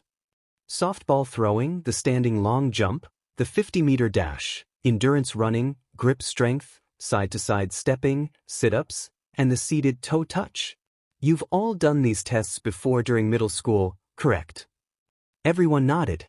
"So that's what we're doing." The Department of Education still prohibits the use of quirks while calculating those averages. They're just delaying the inevitable. It's not rational. Yeah. Even when I did well in gym class, all the other kids would immediately say that it was only because they couldn't use their quirks. It would have been better if I beat them at their best. Then again, that might have just gotten me beat up more. "Midoriya, how far could you throw in middle school?" Izuku jolted out of his thoughts, stammering as he said, 52 meters. Aizawa gestured for Izuku to stand in the middle of the pitching circle, and Izuku moved to do so, catching the ball when Aizawa tossed it his way. Good. Now try it with your quirk. Do whatever you want, just don't leave the circle. Izuku's eyes narrowed at the way Aizawa worded that. Whatever I want? There's no way that's not a loophole. He all but said it. Give it all you've got, he said, neither confirming nor denying. That was answer enough for Izuku. Uraraka, I'll help you with the 50-meter dash if you help me here. Their class cried out in outrage as Uraraka walked over with a grin to do just that. Is this even allowed? Ida demanded, chopping his arms down violently. Knowing what situations an ally is more useful in than you is important to hero work. Reckless heroes who think that they can do everything alone only get people killed. A hush fell over them all at that, and Uraraka tapped the ball with all 5 fingers before running out of the circle. Izuku took a deep breath before allowing green lightning to flicker over his form, and though he could hear Bakugo scream, Izuku ignored that to launch the ball forward. It traveled several hundred meters before it started floating up, and Uraraka kept her quirk activated until Aizawa's scanner dinged. He spun it around to show them all an infinity sign. It's important for heroes to know their limits. Midoriya would have gotten a good score on his own, but he got an amazing score because he knew when to step back. Identifying your limits is the first step to discovering what kind of heroes you'll become. What the hell? Explain yourself, Deku. Bakugo blasted forward with every intention to attack him, but before Izuku could leap back, Bakugo was wrapped up in Aizawa's scar. The explosions fizzled out, and Izuku sighed in relief. What the? This cloth is so stiff. It's a capture weapon made of carbon fibers and a special alloy wire. Now quit using your quirk already, my eyes are getting dry. After a few more moments of struggling, Bakugo went limp. Aizawa let him go, sighing as he said, "What a waste of time. Come on, the demonstration is over." Whoa, this is gonna be awesome. We really get to use our quirks, huh? The hero course is so cool. Awesome, you say? Izuku gulped at Aizawa's tone of voice, quickly scurrying over to rejoin the class. You're all hoping to become heroes after 3 years here, and you think that it'll be fun and games? Well then, it's time to give you a dose of reality. The student with the lowest scores across all 8 events will be judged hopeless and expelled. What? Izuku looked over to Uraraka before saying, "So, wanna team up again? Team Usagi is a go. I'll also help with the standing long jump. Can you help with the endurance run?" Sounds good to me. Your fates are in our hands, Aizawa said as soon as the class quieted down. Welcome to UA's hero course. That's not fair. It's only our first day. How are we supposed to prove ourselves to you if you don't give us a chance? An invisible girl cried out, and Izuku grimaced at the fear in her voice. I can't imagine that her quirk will be super helpful here. Maybe I could. Life isn't fair, Hagakure. Natural disasters, highway pileups, rampaging villains. Japan is full of unfair things. It's a hero's job to correct that. Unfairness. Hagakure shrunk down, and Izuku tapped Uraraka's shoulder before jerking his head over at her. Uraraka nodded. If you were hoping to spend your weekends lounging around with friends, then I'm sorry to tell you that you'll be doing no such thing. For the next 3 years, UA is going to be running you through the ringer. This is what it means to be plus ultra. The entire class moved over to where they were doing the 50-meter dash, and Izuku and Uraraka walked over to Hagakure. She was shaking like a leaf, clearly panicking, so Izuku gentled his voice and said, Hagakure? She squeaked before whipping over to face the two of them. Oh, it's you. What is it? We were wondering if you wanted to work with us. What? But someone is gonna be expelled. I can't help you guys, so wouldn't it be more heroic to not drag you down? Izuku shook his head firmly. Hagakure, your quirk is amazing for heroics. You could specialize in infiltration and informatics, getting in and out of places without even being seen. We'd be doing the world a disservice if we let you take the fall on a bias test. Exactly, Uraraka said with a sunny smile. There's no reason not to help you when we can. Hagakure sniffled. Thank you. Thank you so much. Yes. Uraraka cheered. Team Man in the Moon is a go. How'd you get that team name? Izuku asked with a snort. Uraraka pointed to Hagakure, herself, and Izuku and said, Team Invisible Space Man aka Team Man in the Moon. They all burst into laughter, watching as Ida and a girl with a frog quirk ran the 50-meter dash, and when Aizawa called Uraraka over for her turn, Izuku jogged over alongside her. Aizawa sighed when he saw them both standing by the starting line. Are you two planning on being a hero duo or something? We want to form a hero team, Izuku said with a grin. He had thought about his role as the next holder of One for All for a long time, and this was the best thing that he could come up with. All Might had done a lot as the symbol of peace, but now everyone was dependent on one person. They all believed that All Might would save them no matter what. Izuku didn't want to continue that pattern. No matter how powerful One for All is, I'm still only one person. I can't be everywhere at once, and even All Might started to crumble under the pressure eventually. What else can you call working long beyond when you should have retired? It'll be better to share that burden with several people I can trust, and it'll also lessen the impact of any of us needing to step back for a little while. I don't want people to panic because I got sick or injured. Maybe we'll be able to destroy the preconceived notion that only weak people who couldn't make it as heroes alone form teams while we're at it. Fine. As long as you still use your quirk somehow, then I don't care what you do. They both grinned, and Uraraka lightened the gravity on her gym clothes and shoes before hopping on Izuku's back. They nodded to their tailed classmate, got ready, and took off as soon as the buzzer sounded. 4.26 seconds. They walked back over to Hagakure with huge grins, watching as the boy with the laser quirk raced against a girl who skated across the track on acid. Izuku was up next, running next to Bakugo. Just his luck, but he was incredibly pleased with himself when he crossed the finish line before Bakugo did. 3.74 seconds. Bakugo screamed when the device cheerily said, 4.13 seconds. Izuku just ran back to the start of the line, holding Hagakure up who couldn't turn off her quirk, so it counted as her using it and racing against a boy with hair that was white on one side and red on the other. The boy iced both lanes of the track before taking off, so Izuku wound up leaping over the entire thing, apologizing to Hagakure when the device said, 4.79 seconds. It's totally alright, Midoriya. I would have been screwed trying to run on ice. Izuku looked over to see the boy looking at them oddly, and Izuku tilted his head in question. His classmate averted his eyes before rejoining the class. What was that about? Shortly after that, everyone moved on to the grip strength test. There was no real way to help each other here, but when Izuku powered up and got a score of 300 pounds, he was proud of it. His multi-armed classmate, now that Izuku thought about it, there seemed to be a lot of people from his testing area in his class got a mind-blowing score of 1,190 pounds, and while Yaoyorozu and a boy who got stronger after eating sugar got higher scores than Izuku, no one else did. The standing long jump came after, and with the assistance of Uraraka, he flew over the sandpit entirely. She did the same thing to him when it was her turn, knowing that it was better for him to get them both across the pit instead of making herself sick trying to negate her gravity. He barely cleared the pit while holding her, but it was still a good score. Izuku got the same distance that he did alone when Uraraka negated both his and Hagakure's weight.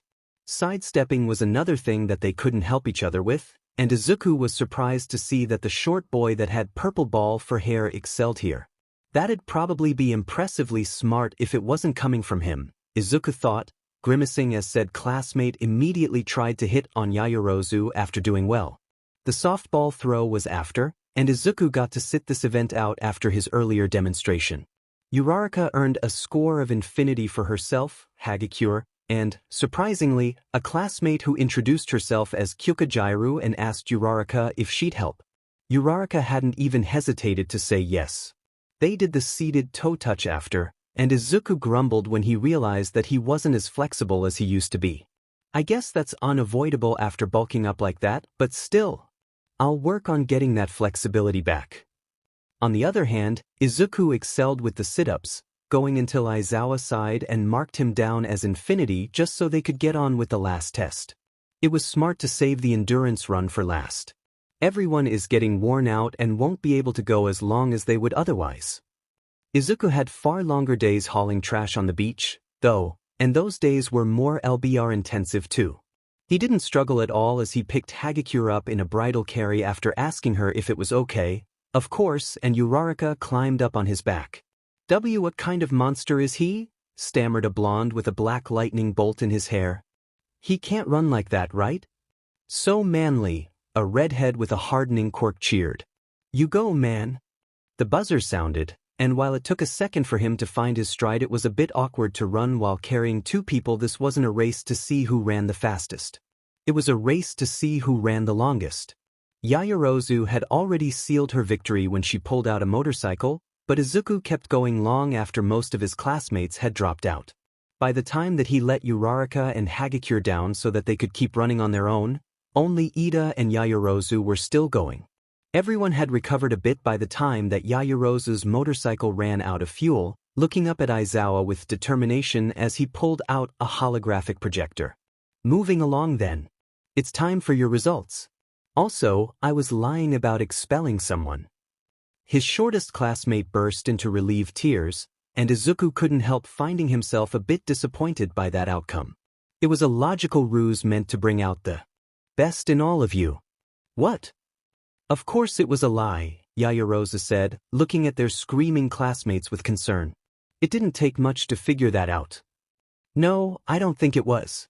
From what I know about him, Eraserhead has no tolerance for incompetence. He saw something in all of us. The hologram sprung to life, and Izuku quickly made note of his classmates' names as he read up the list. Kyuka got 14th, Hagakure got 4th, Uraraka got 3rd, and I got 2nd. No one was going to beat Yaoyorozu. Holy CRP. Todoroki got 5th, so Bakugo was edged all the way down to 6th. Anyway, we're done here. Documents with everything you need to know about the curriculum are back in the classroom. The rest of the school day was blissfully ordinary, only involving getting syllabi from their teachers, doing some basic introductions, and preparing to start the real work tomorrow. Once the final bell rang, Izuku walked out of it while talking with Ida, Uraraka, and Hagakure. I can't believe how Aizawa-sensei fooled us. Ida cried out. He made me think this is just how it is at the top, but I guess that was another test, huh? I failed to see through it again, and your scores showcased exactly how important it is for heroes to cooperate with each other. I thought that he was a JRK, but he's just super uptight, huh? Izuku laughed, saying, well, I just tried to treat it like we were on the field, you know?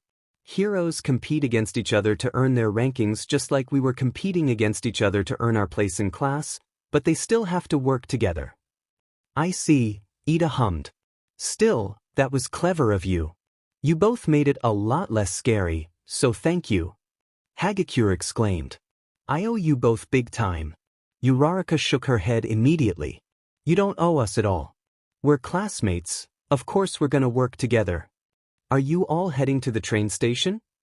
Izuku blinked, looking back to see Shinso waving at him. Shinso. Yeah, we are. How was your first day? It was fine. Mind if I walk with you? We don't mind at all. Uraraka cheered. A friend of Midoriya's is a friend of mine. I'm Ochako Uraraka. Everyone introduced themselves to Shinso, who sheepishly did the same in return, seeming surprised by the positive attention as they left the school building. So, Shinso, what course are you in? Hagakure asked. Gen Ed for now. I'm gunning for a spot in heroics though. Oh, I wasn't aware that you could transfer, Ida murmured. Shinso looked a bit defensive, so Izuku smoothly interjected by saying, it's not common, but it has happened. They usually scout out talent that slipped through the cracks during the sports festival. Shinso has plenty of that. While his friend hadn't trained nearly enough before now, Izuku was working on rectifying that. Brainwashing was an incredibly powerful quirk, but Shinso's determination to prove that it wasn't a villain's quirk left him fixating on it and leaving everything else behind. Then again, most people seem to train their quirks to the exclusion of all else. Shinso had finally told Izuku about his quirk about a week ago. He'd asked about Izuku's experience with school before UA, and when he realized just how badly quirkless people were treated, he shared his own experience as someone with a villainous quirk. Naturally, that snowballed into discussing specifics. I'm glad that he's warmed up a bit. He seemed afraid that I'd ditch him the second he told me about his quirk. Uraraka beamed before saying, "Then I look forward to seeing what you can do, Shinso." As Izuku boarded the train with all 4 of his friends, one thought ran through his head. This never would have been possible without One for All. He didn't know how to feel about that. Izuku's entire class was buzzing with excited energy as they waited for All Might to join them for foundational hero studies. I wonder what we're going to do today? Considering that All Might wanted me to go all out with One for All at first instead of gradually getting used to it, he had a feeling that they'd be jumping right into things. I am coming through the door like a normal person. All Might cheered as he popped in, hands on either side of the doorframe. His classmates started whispering in awe, and Izuku hummed idly as he took in All Might's costume. He's going for nostalgia, huh? It's been a while since he wore his Silver Age costume. Foundational Hero Studies is the class that'll put you through all sorts of special training to mold you into heroes. Let's jump right into it, shall we? The class cheered as All Might held up a card with the word battle blazoned across the front. Today's activity is battle training, and for that, you'll need these. All Might spread his arms wide as he clicked a remote. The wall to the class's left rumbled as several secret compartments revealed themselves, showcasing 20 numbered cases. In accordance with the Quirk registry and the special request forms that you filled out before classes started, your costumes. The entire class jumped to their feet in excitement, and Izuku wasn't ashamed to be one of them. This is the real deal. I've been so excited to see what my costume would look like in person. After you change, come out to ground beta. Izuku grabbed the case with the number 18 on it, rushed to the changing rooms, and locked himself in a stall while they were still available. He opened his case and grinned at what he saw. I was worried that they might change it, but it looks like they stuck pretty closely to the design I had in mind. The first thing that he put on was the base of his costume, a forest green jumpsuit made out of Kevlar. He checked it over, lightly rubbing his thumb over the golden scales that were displayed on the side of each shoulder and looking at the hood before putting it on. It fit perfectly, and Izuku was immensely pleased to see that they kept the lop-eared look he wanted. His costume was accented with a bright red belt that had built-in pouches for carrying first aid supplies, future identification, and anything else that Izuku might need. His darker red gloves, he and his mother had been worried about blood showing on them if anything ever happened with golden accents went on next, and they were also made out of Kevlar. I may as well take advantage of the fact that UA makes these, right? Better to have stab-proof, bulletproof, flame-resistant material that protects me since I can. Bright red boots were put on next, reinforced with black, detachable iron soles that would give his kicks some extra power alongside protecting his feet more efficiently. A note attached to said soles indicated that this was the work of a first-year support student, telling him to come in if any adjustments needed to be made. How did a new support student make this before our second day? There's someone to talk to. I'll have to go thank them at some point. A pair of bright red goggles with slightly tinted, shatterproof lenses were picked up next, and they were designed to protect his eyes from the wind, enemies, and any debris. There were 2 dials, one on the left and one on the right, that let Izuku activate thermal and X-ray vision, and he was especially happy about the fact that a quick test confirmed that he could use both at once. Finally, Izuku grabbed his gas-filtering mask with a built-in communication system, including an earpiece that he put in right away, and rebreather, gasping when he saw the amount of detail that the support department included. There were red, glowing dots for a nose and freckles, and a thin red line connecting the rabbit-styled nose to a grin modeled after All Might's smile, if a bit more sinister looking. The rabbit details helped keep the mask from being so scary that it scared civilians, but it would serve to intimidate villains too. Izuku put it on and pulled up his hood before stepping out of the stall, rushing out to join the rest of the class at ground beta. Izuku's eyes darted from classmate to classmate as he took in their costumes, some good, some not, as he jogged over to Uraraka. Shall we begin, my wards? It's time for battle training. All Might called out, and the class straightened up with determination. Uraraka beamed at Izuku as she said, "Looking good. Super practical, as expected from you. Thank you for sketching my costume out for me. I really like how it looks." Her costume was a pale pink one so light that it looked white jumpsuit with black and rose accents that was modeled after a spacesuit. Izuku had warned her ahead of time that the hero industry liked to put female heroes into bodysuits if they didn't specifically say that they didn't want them, so Uraraka had requested something loose-fitting and slightly puffy instead, like a non-segmented version of 13's costume, while using additional pieces of equipment to protect her pressure points and relieve nausea. She also had a black belt with pouches for first aid supplies. The two of them had sworn to be prepared for situations that required them after the entrance exam. Her gear was something that they spent more time working out. The two of them had debated over her helmet for a while, but in the end, they'd gone with a full helmet with a see-through face panel that also had built-in communication, air filtration systems, and X-ray and thermal vision adaptations. They also specified that her wrist guards have grappling hooks built into it, allowing for greater mobility once up in the air. The look was topped off with boots that were similar to Izuku's without the Iron Soul editions but in rose pink instead. The two of them had vastly different aesthetics, but the single unifier indicated that they were planning to form a hero team. Uraraka had golden scales on both sides of her shoulders as well.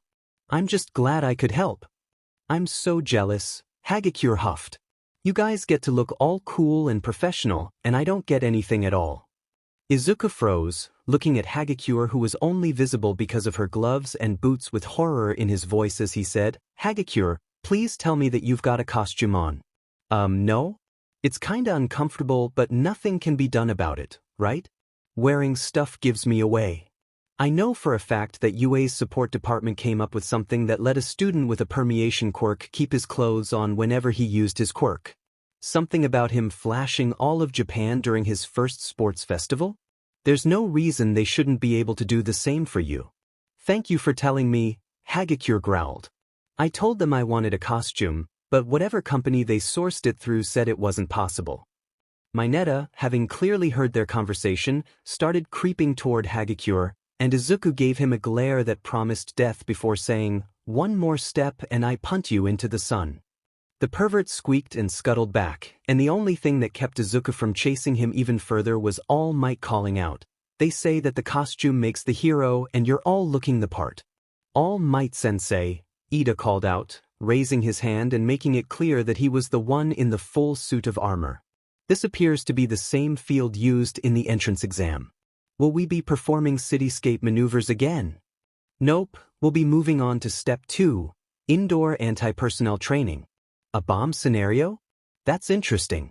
Maybe this won't be so bad after all. I should have given All Might more credit." Villain battles are most commonly seen outdoors, but statistically, the most intelligent villains are the ones that you'll have to fight indoors. Between secret meetings, black market deals, and underground villain groups, the most dangerous villains lurk in the shadows, only striking out when they'll remain unseen. Everyone nodded along. "I'm kinda surprised he's bringing that up.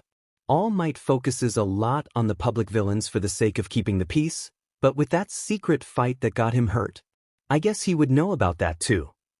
"So, today you'll be split into villain teams and hero teams. You'll face off in 2-on-2 indoor battles. We don't get basic training first?" Azui questioned, clearly as concerned as Izuku was about that fact. "Practical experience teaches you all the basics you'll need." "Never mind, this is going to SCK.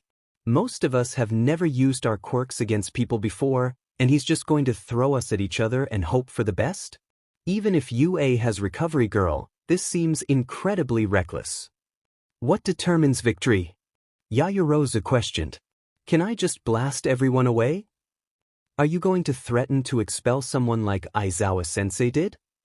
Mineta asked, trembling in his boots. "How are we dividing ourselves into teams?" Ida inquired. "Isn't my cape fabulous?" Aoyama asked, sparkling passively in a way that made Izuku wonder if that was part of his quirk. "One at a time." All Might cried out, "My quirk isn't super hearing." Izuku's mentor looked overwhelmed, and once the class quieted down, he pulled out a piece of paper that was clearly his script. "Here's the mission debriefing. The villain team will be hiding a fake nuclear weapon in their hideout, and the heroes have to go find and take care of it. Hero teams have a limited amount of time to either capture both villains or secure the weapon. Villain teams have to either capture the heroes or protect the weapon until the time is up. Then, All Might grabbed a wooden box with a circular hole cut into the top. Your partners will be decided by drawing lots. Is that really a good way of doing this? Ida questioned. It's pretty realistic, actually. Heroes have to team up with people from other agencies during emergencies all the time, so the ability to work with other heroes on the fly is an important skill, Izuku murmured. It was probably the most well-thought-out part of this exercise. I see. I apologize for getting ahead of myself. It's fine, young Ida. Let's just get to it. When Izuku and Uraraka each pulled out a ball that had the letter A on it, they lit up. Yes. Uraraka cheered with a feral grin. Team Usagi is going to crush this. Rest in peace to whoever goes against them, Kaminari muttered, making Izuku choke on a laugh as several of his classmates nodded in miserable agreement. Once everyone had their teams, All Might reached into two separated boxes labeled as hero and villain. Moving on. The heroes of the first match are Team A. The villains of the first match are Team D. Oh, for F's sake. I'm fighting Bakugo already. Bakugo looked thrilled at the turn of events, and Izuku knew that he'd be facing the consequences for standing up to Bakugo before UA and daring to beat him twice now. I'm just gonna have to make it a third victory, huh? The villain team goes in first. The timer will start once the hero team enters the building 5 minutes from now. The rest of the class will watch through the CCTV. All Might turn to Ida and Bakugo before saying, "You boys need to adopt a villain's mindset. This is a practical experience, so go all out. Don't hold back. Though I will, of course, stop you if things go too far." Izuku gulped as Bakugo and Ida walked into the building, thinking, I just hope we have the same idea of too far. Given UA's entrance exams, I can't be too sure of that. We better memorize these blueprints, Uraraka muttered, studying the layout just as intensely as Izuku was. Being able to see where Bakugo and Ida are won't do us any good if we don't know how to get to them. Yeah. Are you okay, Midoriya? You seem pretty worried. Izuku took a deep breath and nodded. I'm sorry that this might jeopardize our victory, but I'm gonna do something incredibly stupid. Uraraka tilted her head at him, humming in question. Bakugo is said because I have a quirk and he didn't know, and he probably thinks I'm only beating him because of it. I want to prove that even if I never got a quirk, I still could have done this. That I was never useless. That's not stupid, Uraraka insisted. Seeing your bully get into the hero course too, it's not fair. You want to prove that he was always the problem, not you, and if you want to do that by fighting Quirkless, then fight Quirkless. What do you need me to do? Uraraka. Tears welled up in Izuku's eyes, and he huffed when he realized that he couldn't even wipe them away with his goggles on, blinking rapidly instead. Thank you. Bakugo will want to go after me no matter what, so Ida is probably going to be stuck pretty close to the bomb. It'll be better for us to split this into 2 one-on-one battles if I'm doing this, so we'll have to separate pretty quickly. Can you go after the heat signature that moves the least? Maybe pick up some rocks and stuff to use as ammunition before it starts. I doubt there'll be much to throw around in the building without destroying it first. Sounds good to me. Just keep the comms open, okay? Izuku nodded. Even if it just means stalling him until Uraraka can get to the bomb, it'll still be a victory. Proof that I can do it without one for all. I won't let my grudge match cause a communication breakdown, though. That'll probably be one of the only advantages we have against Bakugo and Ida. Start. Izuku and Uraraka looked at each other, nodded, and twisted the knobs that would let them see through the walls and find Bakugo and Ida. One glowing light was going down to the 4th floor, marching at a steady pace that Izuku recognized. The other darted around in a central room on the 5th floor, moving so quickly that it couldn't be anyone but Ida. Uraraka used her quirk on him, allowing Izuku to quickly get up to a window on the 4th floor and slip in. She launched herself up to the window directly above him afterward and gave him a thumbs up before stepping through. Right. Let's do this. The hallways are tight, but I can work with that. Izuku walked toward where the light had stopped moving, footsteps echoing down the halls. I'll have to keep in mind that the Sauls give me away. Once he got close to the corner that Bakugo was waiting for him at, he switched off both vision modes so that he wouldn't be distracted by the thermal readings around Bakugo or the ability to see his bones. Bakugo whirled around the corner, launching a massive explosion at Izuku's face that he was barely able to dodge by jumping back. "I've made contact with Bakugo." "Got it," Uraraka whispered. "I'm almost at the room with the bomb, but I'm gonna go through the vents instead of the door. I'll have to be quiet and slow, keep me updated." "I'm gonna mess you up just enough to not get disqualified," Bakugo snarled, drawing his right arm back in a predictable right hook. "You make it too easy." Bakugo swung forward, and Izuku darted to the side before grabbing his grenade gauntlet and grinning. He hurled Bakugo over his shoulder, using his bully's momentum against him to send him into the ground hard. "Nice, I heard that through the mic. Get him, Midoriya." Uraraka's quiet cheer spurred Izuku on. He looked at where a stunned Bakugo was starting to stand, looking at Izuku like he was seeing him for the first time. "Too little, too late. You almost always lead with a right hook, you know? You're so predictable that it's boring," Izuku said with a sneer. "I'm sorry, All Might. You're going to be seeing an ugly part of me today." He tilted his head at Bakugo, faux innocence radiating from him as he asked, "So why would I bother using my quirk against you? I don't need to. Bet you think it's real funny, huh? You've been tricking me this whole time. I knew you were always looking down on me." "I wasn't," Izuku disagreed. "When I was young, I genuinely admired you, Bakugo. But we all have to grow up at some point. I realized that you weren't worth admiring at all. Stop acting like I owe you something. I don't owe you an explanation. I don't owe you my time. I don't owe you a demon thing." Izuku mirrored Bakugo's feral snarl with one of his own, not that it could be seen behind his mask. It made him feel more powerful. "I wasn't looking down on you then, but I sure am now. You disgust me.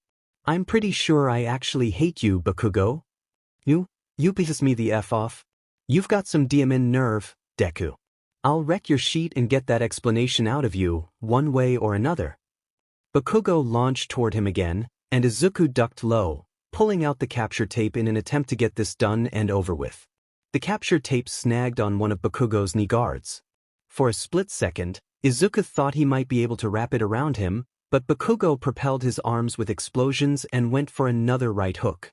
Izuku was forced to jump back, dropping the capture tape for now. "Rope isn't going to be strong enough to hold him unless I knock him out. I was hoping to at least trip him up, but oh well." Izuku took off, running down the halls and toward the staircase to the 3rd floor. "I need to buy Uraraka time. I know that she can do this. Get back here." Bakugo screamed, chasing after him with explosions sounding off. "He could try to ambush me again. There are plenty of places for it, but something tells me he didn't bother looking at the layout." Bakugo's loss was Izuku's gain. He didn't need a quirk to run away from Bakugo, after all. He had years of experience of doing just that. "I'm going to crush you like the bug you are. I'm getting close to the room, Midoriya. I should be able to drop down on the bomb soon." Izuku chuckled as he kept running, saying, "Good. Just make sure to be quiet about it. People rarely look up, so you should be good as long as you don't alert him." "Will do." He ducked around a corner, crouching down as his air filtration system worked overtime to provide oxygen in the airtight space. The soft mechanical whirring was the only indication that Izuku was hiding there at all, and he quietly twisted the knobs on his goggles again to search for Bakugo. Izuku darted away again when he saw just how close Bakugo was, but his footsteps alerted Bakugo to his position. He turned the knobs again as blindingly bright explosions came back into view, and in Izuku's haste to get away from Bakugo, he didn't realize that he was running straight to a dead end. Not until it was too late. "I'm all loaded up," Bakugo said with a chuckle. "You still not gonna use it? Quit mocking me, Deku." "I'm not afraid of you, Bakugo." Izuku's earpiece crackled. "I'm in position. Dropping soon." Bakugo lifted his hand, pointing his grenade gauntlet directly at Izuku. Now that he looked more closely at it, Izuku could see that it wasn't just an aesthetic choice. It's a weapon. "You know, I should thank you for running like a coward. I've worked up a real sweat because of you, and assuming that my design requests were honored, These gauntlets have been storing all of that.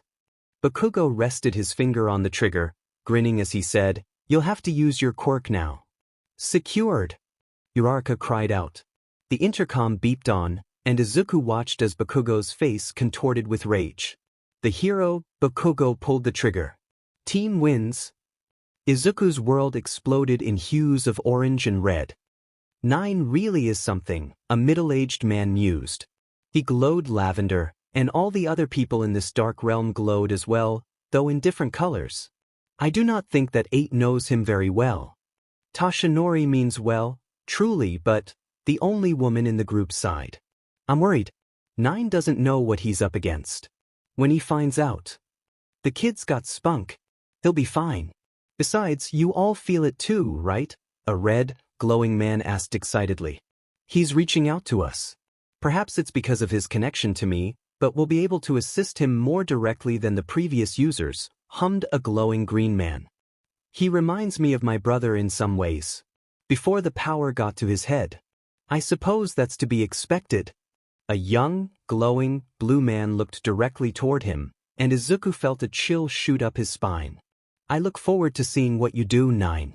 One for all is behind you, no matter what path you choose.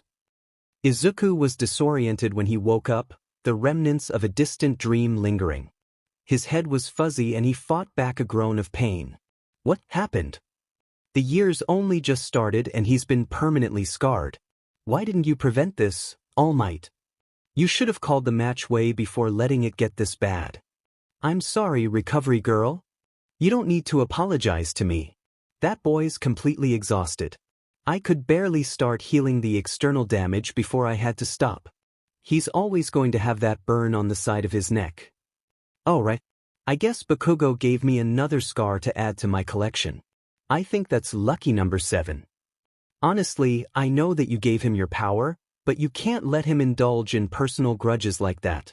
I don't care if he's your favorite. You're right. I guess that I thought since he wasn't using it, he was doing so well until I startled young Bakugo into pulling the trigger. Oh, that wasn't an accident. Did you not see the look on his face?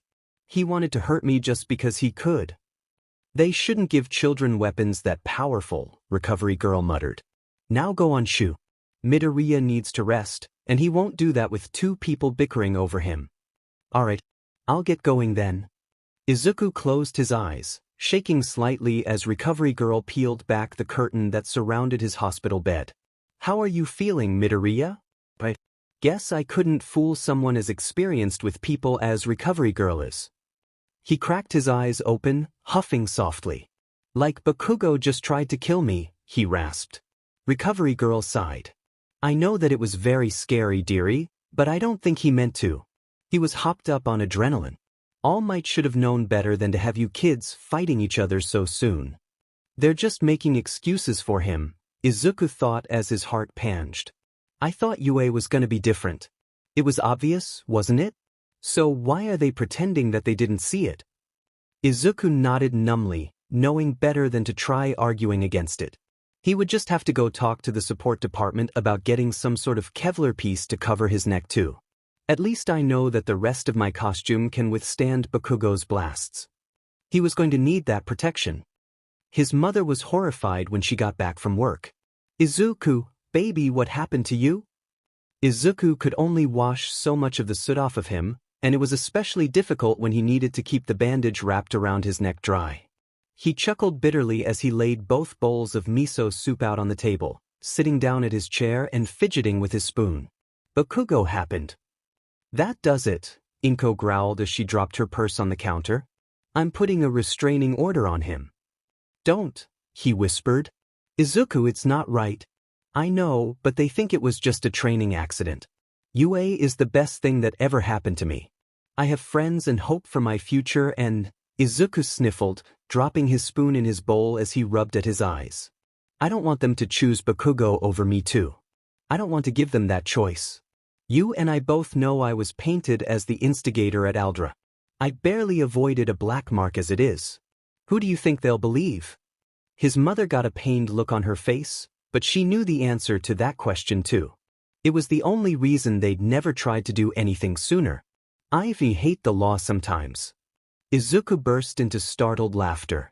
Mom, you're a lawyer. That's exactly why I hate it. You know the number of times I've seen a negligent hero wiggle out of charges just because they've got a good quirk? The number of times I've seen innocent people locked away because people were scared of them? I don't know how you do it, Izuku. I'm proud of you, but I don't think I'll ever understand how you can be so good. Because someone has to be. After stopping back by Recovery Girl's office early the next morning and getting his neck healed as much as it would ever be, Izuku went to homeroom. The outcry when he opened the door was overwhelming. Izuku! I was so worried. Uraraka sobbed. When you didn't come back to classes yesterday? I'm sorry, he apologized with a rueful smile. I'm fine. My costume negated most of the blast. There was a moment of quiet disbelief after he said that his new burn scar was more visible than his others. After all, but Uraraka just gave him a sad smile and nodded. Wait, Izuku? Sorry, I didn't mean to. I was just worried and we've talked a lot and it's fine. I really don't mind. It was nice to have a friend that called him by his name. He couldn't remember the last time someone who wasn't his mother used it. Ochako then. It's only fair. With that little play-by-play concluded, the rest of his class approached Izuku's desk. You were so manly, Midoriya. Kirishima exclaimed.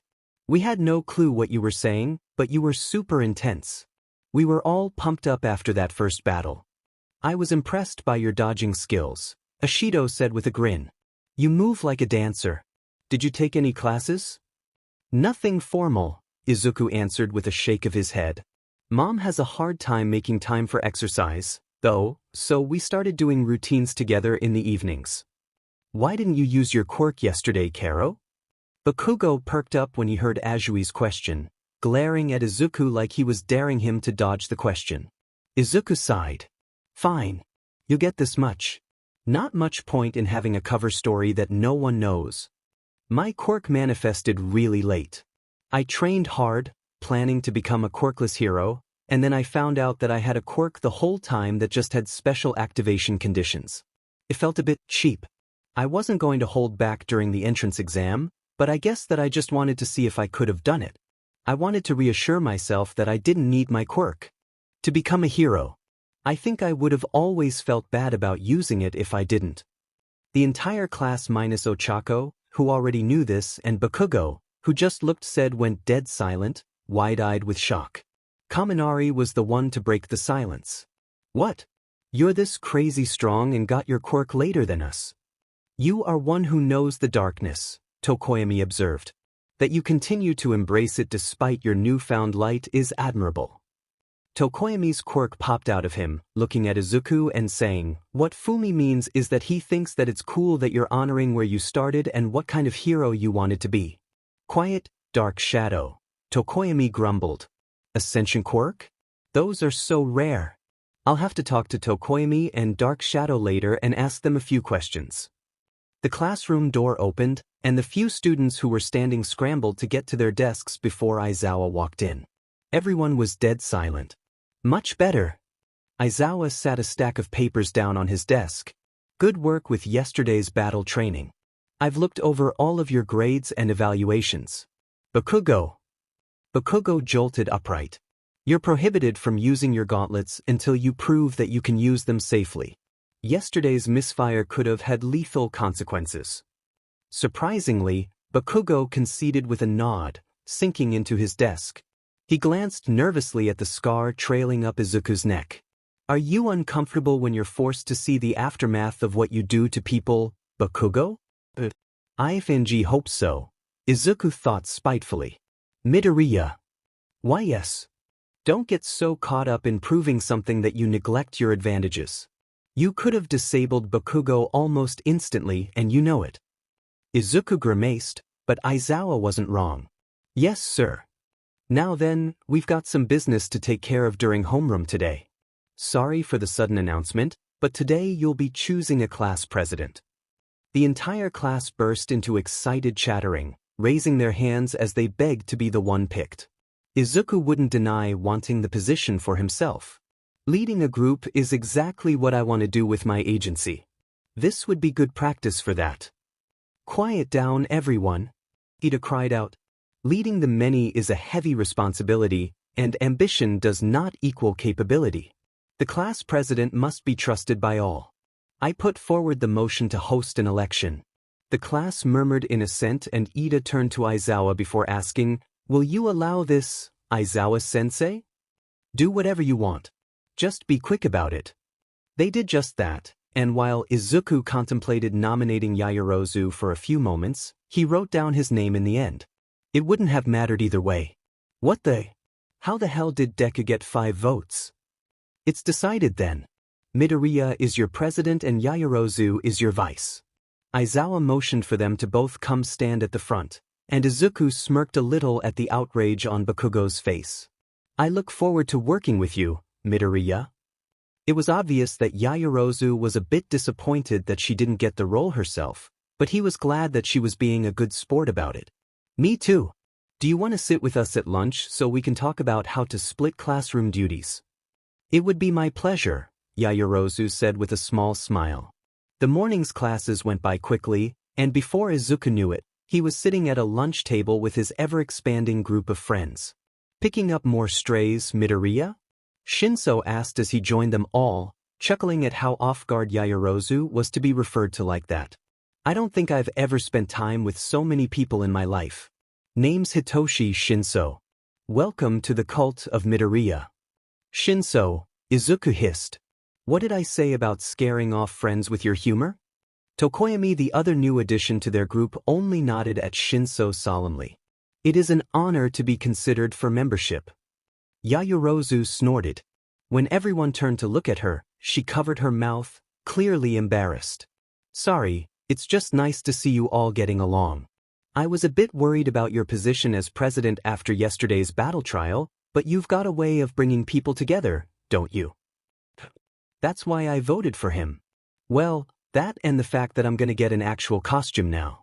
I just had to say your last name and they promised to put a rush on it," Hagakure said, trailing off in contemplation. "That's because Mama Midoriya would rip them to shreds if they didn't," Ochako said with a snicker. "I voted for Izuku too, obviously. We've been working together from the beginning." "As did I. Midoriya's grit and decisiveness in a pinch makes him perfectly suited for the role. For all that I desired the position myself, I couldn't, in good conscience, vote for anyone else," Ida declared. "The ambassador of dusk had my vote as well. He is the perfect balance of light and dark, suited for leading a blended lot such as ours," Tokoyami added, and Izuku had suspected that he was the other vote after he joined them today, but it was still nice to know. "Well, DMN, Shinso drawled. "Look at you. Don't forget me once you've got your entire class wrapped around your finger." "I would never do that, Shinso. Besides, that'd never happen with Bakugo in our class. There are thick shadows connecting you two. I sense a storied past there." Tokoyami looked directly at him, voice soft with concern. Yeah, we've never gotten along," Izuku said dismissively, not wanting to talk about it. Yaoyorozu was quick to change the subject. "We should probably exchange numbers, yes?" "Oh, sure, anyone here that wants it can have it." Izuku was immensely pleased to get every number that he didn't already have. He was practically glowing with contentment. "This is nice. I never would have dreamed of having so many people who genuinely like me." "Right. We've got to help the class with their problems in any way we can. I don't see any reason why we both can't do that. Could you maybe set up a schedule for tutoring sessions? Offering sign-ups for those would probably be a good idea, though we'd get swamped around finals and midterms," Izuku muttered, mind running a mile a minute. "Really, I'd rather treat us as 2 class presidents, you know? We're partners, so I want your input too." Yaoyorozu looked stunned by that, but Ida only nodded solemnly. Knowing when to delegate is an excellent quality in both a class president and a hero, but it is just as important to work in tandem with others. Tensei is a particularly firm believer in teamwork making all the difference. "Oh, speaking of, how is Ingenium doing, Ida? It's been quite some time since I last visited." Yaoyorozu's words had Hagakure and Ochako crying out. "Wait, you're related to Ingenium? I knew you were a rich boy." Ida flushed. "Boys, I try not to advertise it, but I am the second son of the Ida family. Ingenium is my older brother. Any further conversation was cut off by a shrill alarm. Security level 3 has been broken. All students please evacuate in an orderly fashion. What's security level 3? Ida asked, tensing up as the people around them started jumping to their feet. It means that there's an intruder on the grounds, an upperclassman yelled over his shoulder. It's never happened in my time here. We need to hurry up and get out. Several of Izuku's friends started standing up, but he held up his hand and said, Wait. Midoriya, we've gotta evacuate. Hagakure cried. Look at everyone. They're practically stampeding. Trying to walk out right now would just get us trampled. We need some way to direct them. Izuku turned to Yaoyorozu, a light bulb going off in his head. Yaoyorozu, could you make a megaphone? Oh, of course. She did so and handed it over to him, and Izuku mentally apologized to whoever had to clean the tables before jumping up on top of it, turning the megaphone on, and maximizing the volume. Attention everyone! The yell was almost deafening, but it did the job. Some people were still frantically running, but most of them had slowed on instinct and turned to look his way. Rushing like this will only make it more likely for you to get hurt. Everyone needs to file out of the building slowly. Hero students, raise your hands. He did so himself, watching as his friends, the rest of his classmates, and several people he didn't recognize did so as well. Anyone who is afraid of going alone, group up with a hero student. We'll keep guard. Izuku hopped down from the table once the students started doing just that, breathing a sigh of relief. Several people came over to him and his friends, and they all split them evenly and began walking toward the exit.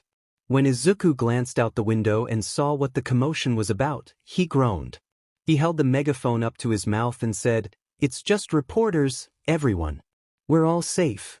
This is entirely too much excitement for one day. It's not a good sign that the press is already that desperate to talk to All Might, though. I don't like this. Something feels off. Now, for today's basic hero training. Myself, All Might, and one other hero will be supervising. Izuku perked up when Aizawa said that. So this is a special class. I'm glad that Aizawa-sensei is going to be there too. I don't know if I'm ready to do something under just All Might's supervision again. What are we doing exactly? Shiro questioned. Aizawa held up a card with rescue written across it. Is this a normal thing at UA? We'll be preparing you for disaster relief, covering everything from fires to floods. Rescue, huh? Sounds like another rough day, Kaminari groaned. Kirishima protested, saying, No way, man. Rescue is what being a hero is all about. I'm pumped. I'll be right at home in a flood, Azui said with a hum. Hey, I wasn't done. The entire class settled down, and Aizawa sighed as he pressed the remote that revealed their costume cases again. You can decide whether or not to wear your costumes. Some of them are unsuited to this sort of activity. Isn't that all the more reason to wear them and figure out what needs to be fixed? There's no point in having a costume if it keeps you from rescuing people. The training site is a bit remote, so we'll be taking a bus there once you're all ready. Get moving. Izuku was surprised to see Hagakure going for her costume case. Did you get your new costume already? Yep, she cheered. They were terrified of your mom, so they put it in on a rush order. Since they'd already done something like it before, it didn't take too long. I'll have to wear my gloves and boots until it's possible for it to become visible, but that's still so much better than before. Everyone rushed to get ready, heading out to the bus as soon as they were in costume. Once they were settled, Azui, who was sitting next to Izuku, turned to him with a contemplative expression. People usually say that I'm pretty blunt, Midoriya. Oh, what is it, Azui? Just call me Tsuyu. How long, exactly, have you had your quirk? Izuku froze. I was wondering that too. It's super manly that you honed it with even less time than we've had. It seems super versatile too. Way more flashy than my hardening. My quirk's useful in a fight, but it's also kind of boring. Your quirk is more than enough to go pro, though. Izuku insisted, latching onto the change of subject. It's super useful for protecting people. Yeah, don't be down on yourself, Kiri. Besides, pros also have to worry about popular appeal. You're super friendly, so you should do well there. Back to Tsuyu's question, Mon-ami. You were my hero in the entrance exam. I probably wouldn't have gotten enough points without your and Uraraka's help. Were you 9? 10? Izuku's eyes fell to the floor. 15, he mumbled. Pardon-moi? I must have misheard you. I was 15, Izuku repeated, more firmly this time.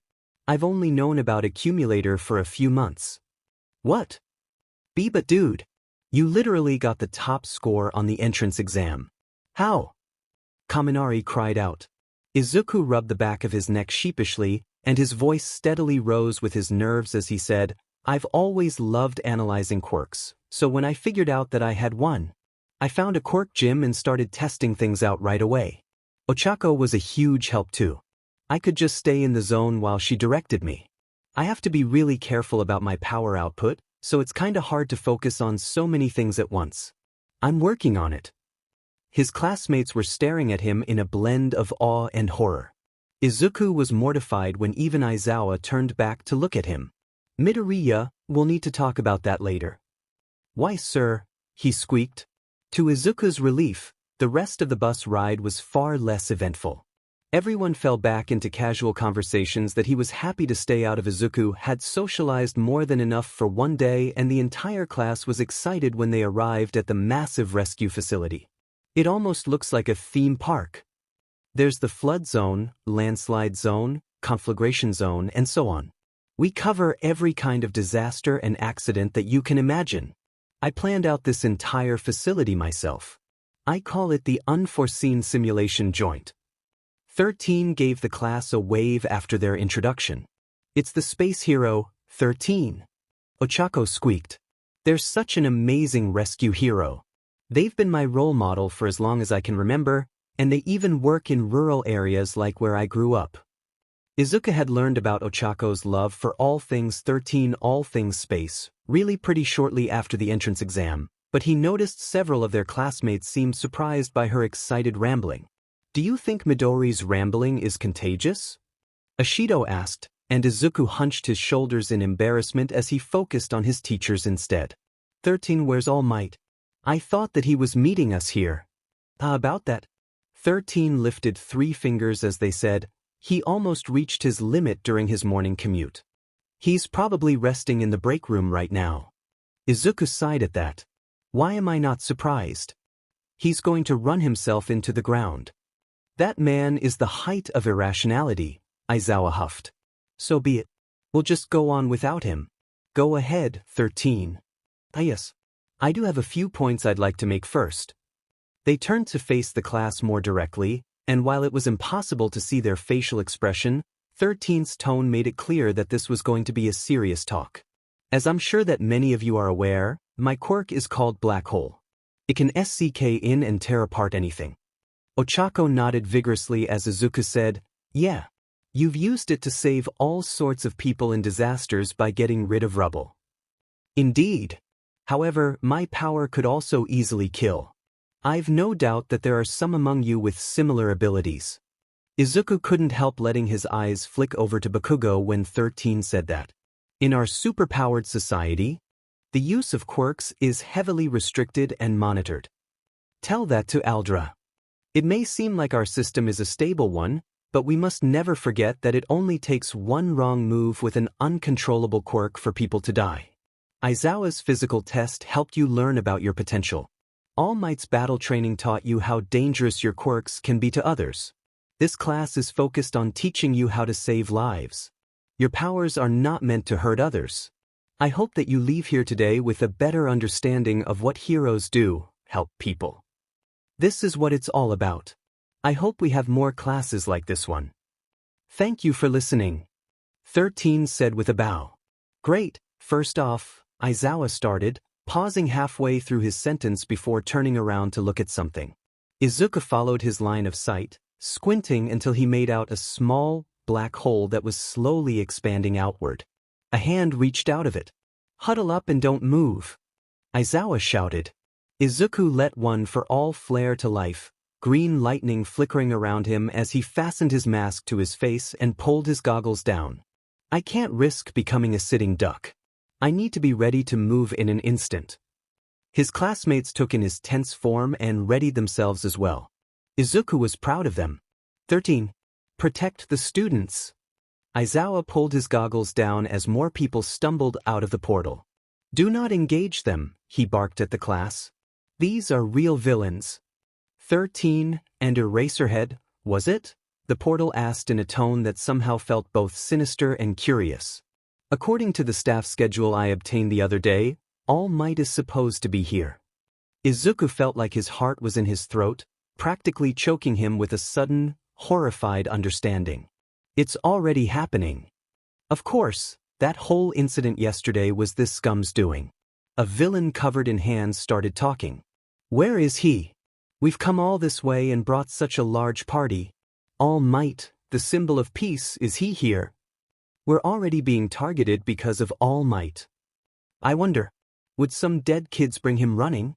Yaoyorozu turned to 13 before asking, Sensei, aren't there intruder sensors? Are they silent? There are, but there should be an alarm. Are the villains only here or at the main building too? Either way, if the sensors aren't working, then one of their quirks is likely responsible, Todoroki said with a hum. They attacked far away from the main campus, disabling the sensors and picking a time when there wouldn't be many people here. This is well coordinated. They have to have some sort of objective, but what is it? Killing All Might? Shaking faith in UA? Whatever it is, it isn't good, Izuku muttered. 13. Focus on evacuation and attempt to contact the school. Kaminari, try using your quirk to signal for help. Got it.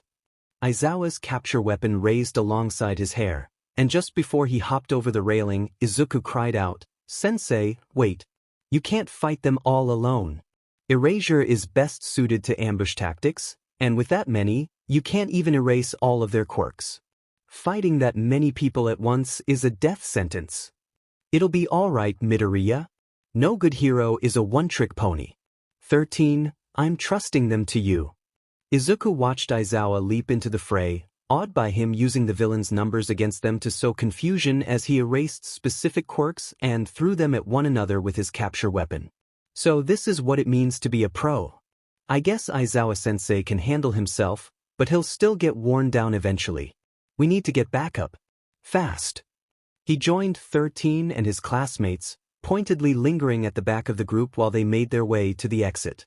The portal villain kept them from going very far. I'm afraid that I cannot allow you to escape.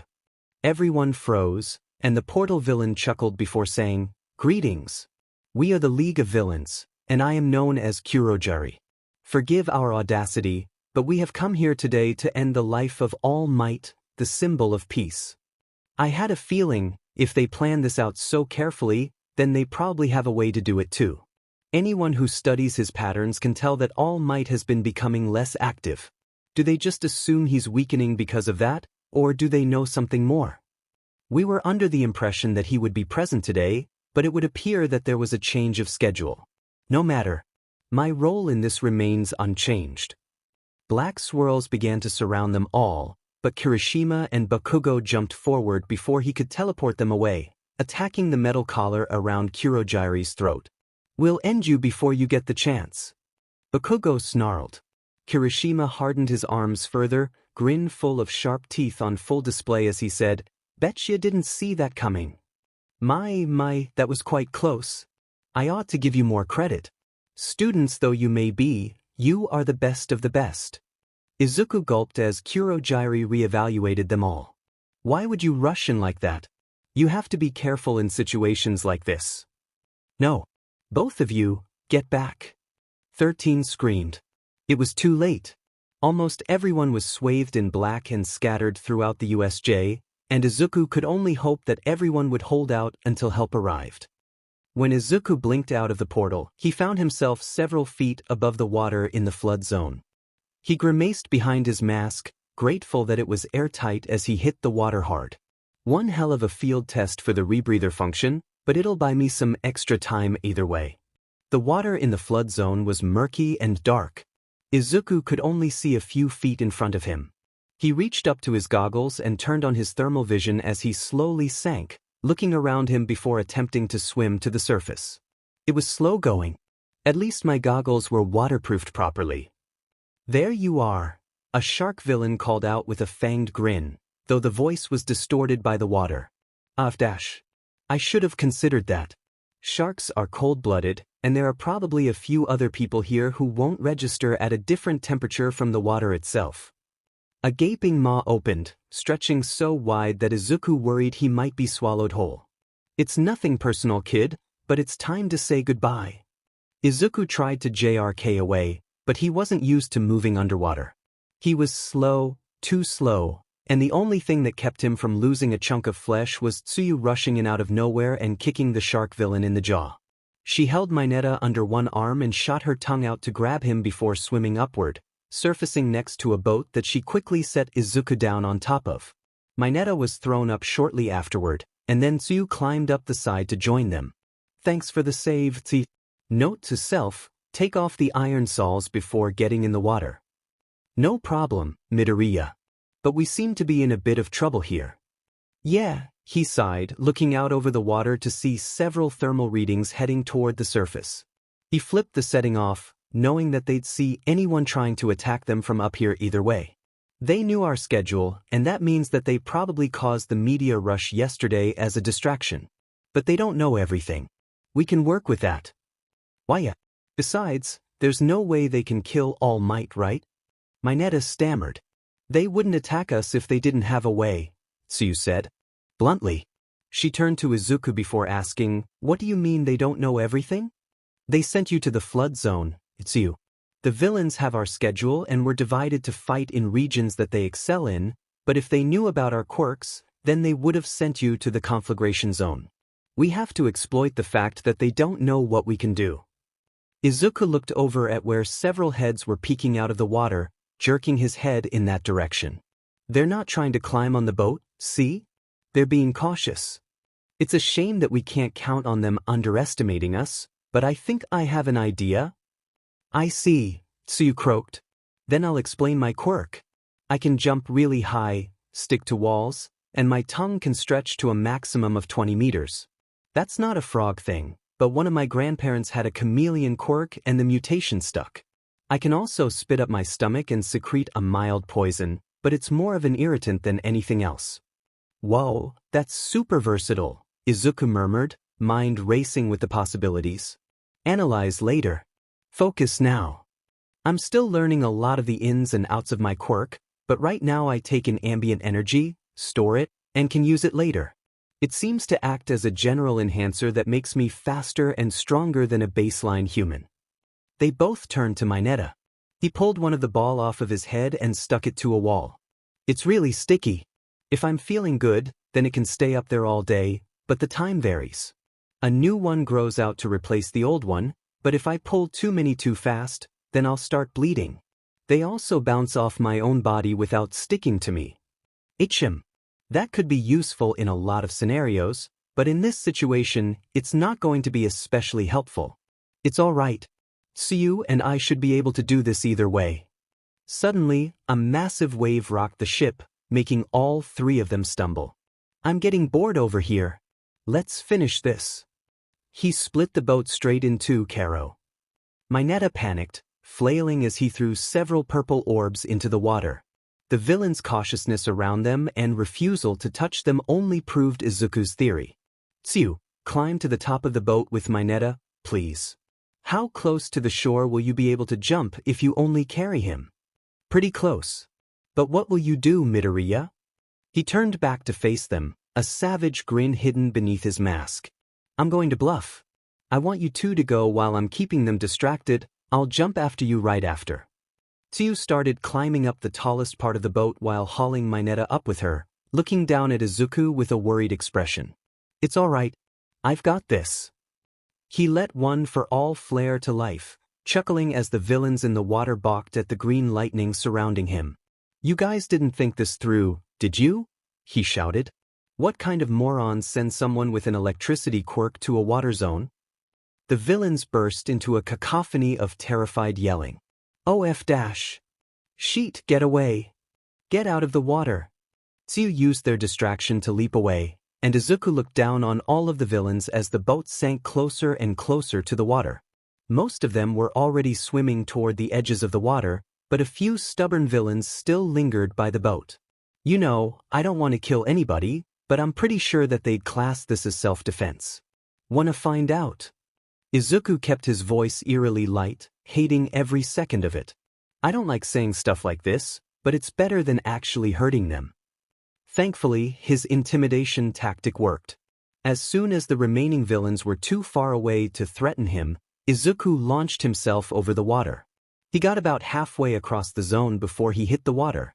His iron saws weighed him down enough that he was forced to swim underwater for a while, but his mask allowed him to breathe just fine until he resurfaced in the shallows.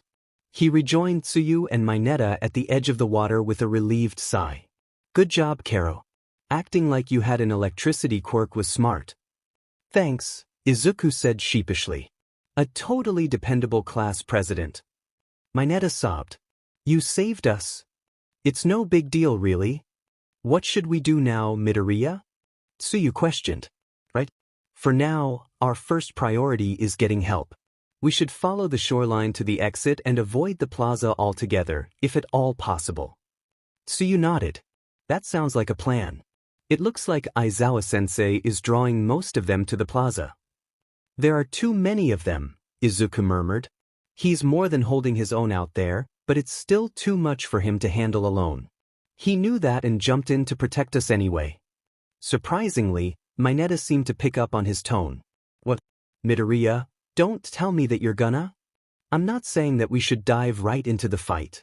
Just that we watch for openings and lighten Aizawa-sensei's load whenever we can. Keen, green eyes tracked Aizawa as he jumped around the plaza, watching as the first villain that stepped through the portal grabbed the end of his capture weapon before it could wrap around him. That's a fast reaction time. He's not like the others. The hand villain weaved between his allies as Aizawa fought them off, and Izuku gasped when he saw a hand grab hold of his teacher's elbow. A 5-point activation quirk? What? Aizawa's elbow started crumbling. Disintegration? Decay? Whatever it is, this is definitely the villain who destroyed the gate yesterday. Let the media in as a distraction while sending a warper to steal the schedule amidst the chaos. That's clever. He's the leader here. Thankfully, Aizawa jerked back from the villain's grasp quickly.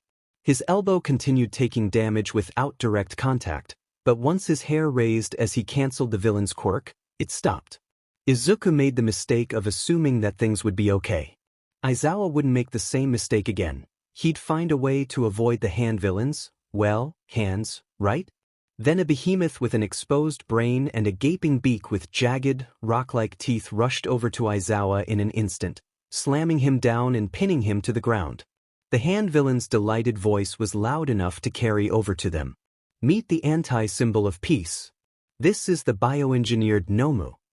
This is how they plan to kill All Might. Aizawa-sensei can't beat something like that. Canceling quirks is pretty cool, but it's nothing special. There's not much you can do against raw strength. The Nomu snapped Aizawa's arm like it was a twig, and blood dripped down onto the ground beneath it. He's going to die. I have to get the Nomu off of him. I have to pull the thing off somehow. Deep within himself, Izuku felt a faint, pleased buzz. Something almost like satisfaction. Black tendrils exploded from him. They writhed as they lifted him into the sky, destroying everything in their path.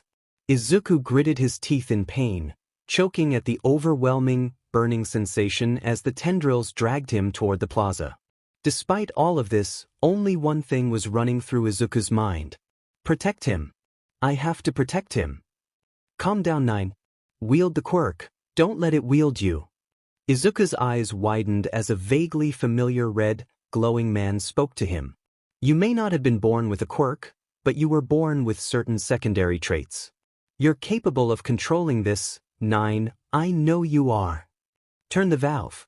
Control the power, turn the valve, protect him. What kind of Slenderman fuckery is this? The hand villain cried out, looking up at Izuku with something like fear. The tendrils still thrummed with energy, but they were less aggressive now. It was like the burn that came after a good workout instead of the burn that would come with touching a stovetop. The tendrils wrapped themselves around the Nomu, intertwining themselves until they became a reinforced, braided cord. Izuku could feel the beast struggling against the restraints, but these tendrils could not be broken. They stretched, they heaved, and they hurled the Nomu through the roof of the UH.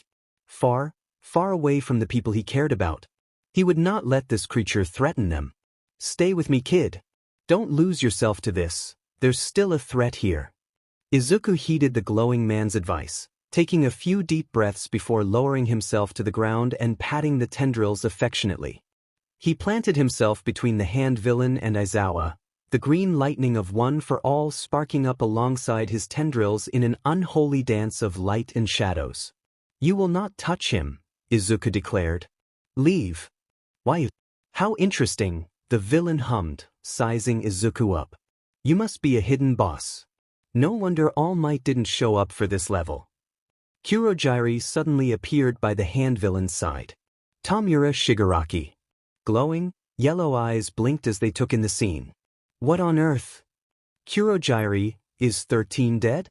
Black tendrils flared and swayed menacingly as Izuku stared them both down, waiting for the answer to that question. They were incapacitated but not eliminated. Unfortunately, I was unable to warp away all of the students. One of them escaped. Oh, it truly is game over then. With the heroes on the way and the hidden boss here, there's no point in sticking around. We're underleveled for this fight. Shigaraki turned to face Izuku as he said, We'll be back, hidden boss. Shigaraki and Kurogiri warped away, causing several villains in the plaza to cry out in despair once they realized they were being left behind. Izuku stood in place as he guarded his teacher. A few villains tried charging him and Aizawa, but he put them in the ground for their hubris, leaving tendrils wrapped around them until help came. Pretty useful, isn't it? That's my quirk, Black Whip. The quirks of the past users of One for All, they've been lingering in there all this time, growing stronger alongside the base power that was passed on. But you, kid, you're the first one that they've wanted to wield them.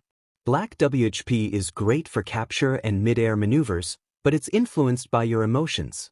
It went out of control because you were so scared, but when you channeled that fear into determination to protect your teacher, they calmed down and focused on that mission. It was real impressive to see.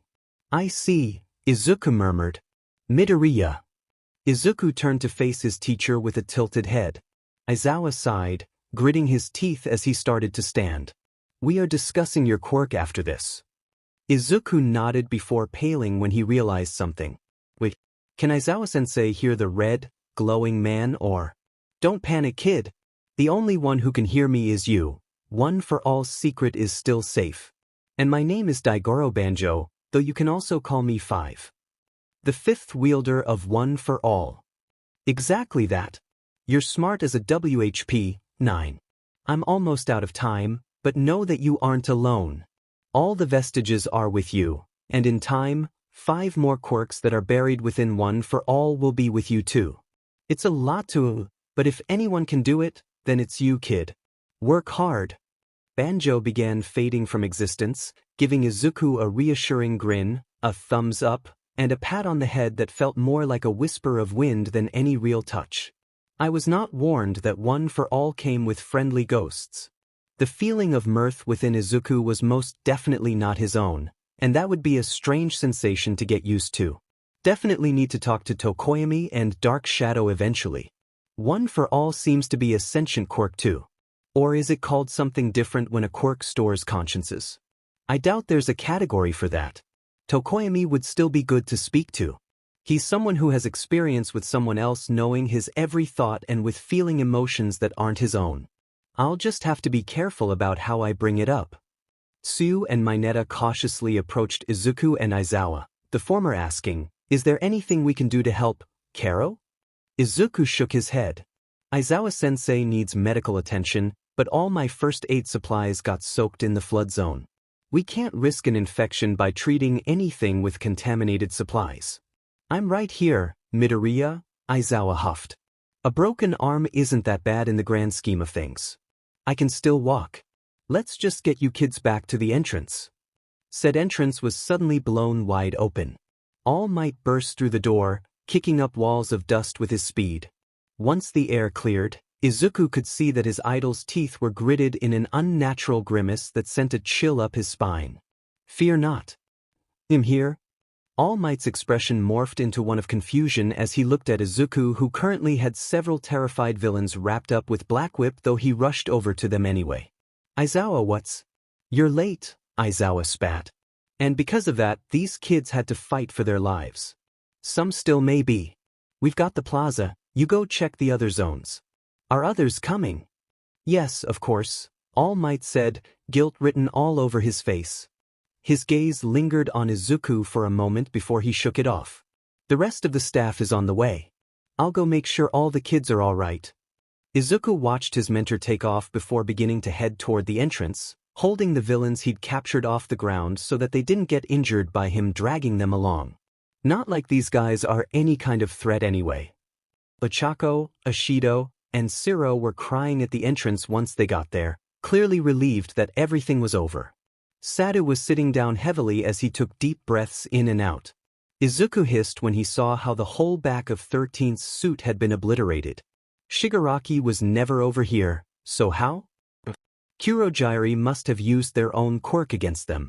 13 isn't a combat hero, so they probably couldn't react in time. Izuku, what was that? Chuko cried out. You were just suddenly in the sky with all these tentacle things coming out of you. I thought a villain got you, but then you were controlling it. How? Izuku laughed uneasily, and Black Whip vibrated with his nerves, shaking the villains in their grasp. One of them got sick. Apparently, my quirk is a hell of a lot more complicated than I thought it was. Thankfully, none of Izuku's classmates were hurt in the attack. Aizawa only had to be seen by Recovery Girl before he was at his best again, but he passed out immediately after being healed. Izuku tried not to feel grateful about the fact that he would be able to avoid that talk about his quirk for a bit longer. 13 was in more serious condition, but the paramedics that had taken them to the hospital told them that they were likely to make a full recovery. They could have just been lying to reassure us, but we can't do anything but hope for the best now. Now, Izuku was sitting in a room at UA. He looked back and forth between All Might and a plain-looking detective that apparently knew about his small form, given that he didn't react to All Might transforming at all. You wanted to talk to me? You said that it wasn't a time for giving statements. The detective smiled at him, but Izuku didn't trust it for 1 second. There was an uneasy look in his eyes that made Izuku feel like he did something wrong even when he knew he didn't.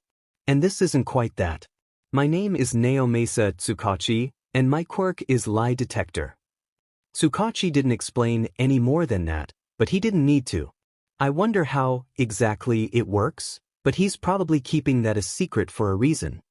I do want to ask you something about what happened, but your official statement can wait. Midoriya, what is your quirk?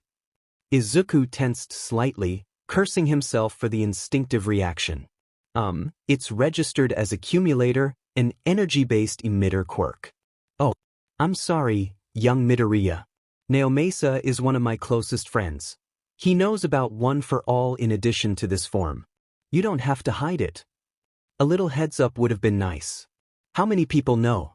Why am I not allowed to tell anyone if you told people? Izuku took a deep breath before saying, right? My quirk is One for All. And you don't have a quirk other than that? Is this about Black Whip? Wait, is this an interrogation? Izuku thought, truly hurt.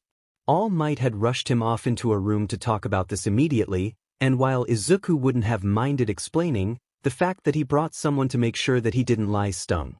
Does he not trust me? No, it wasn't technically a lie.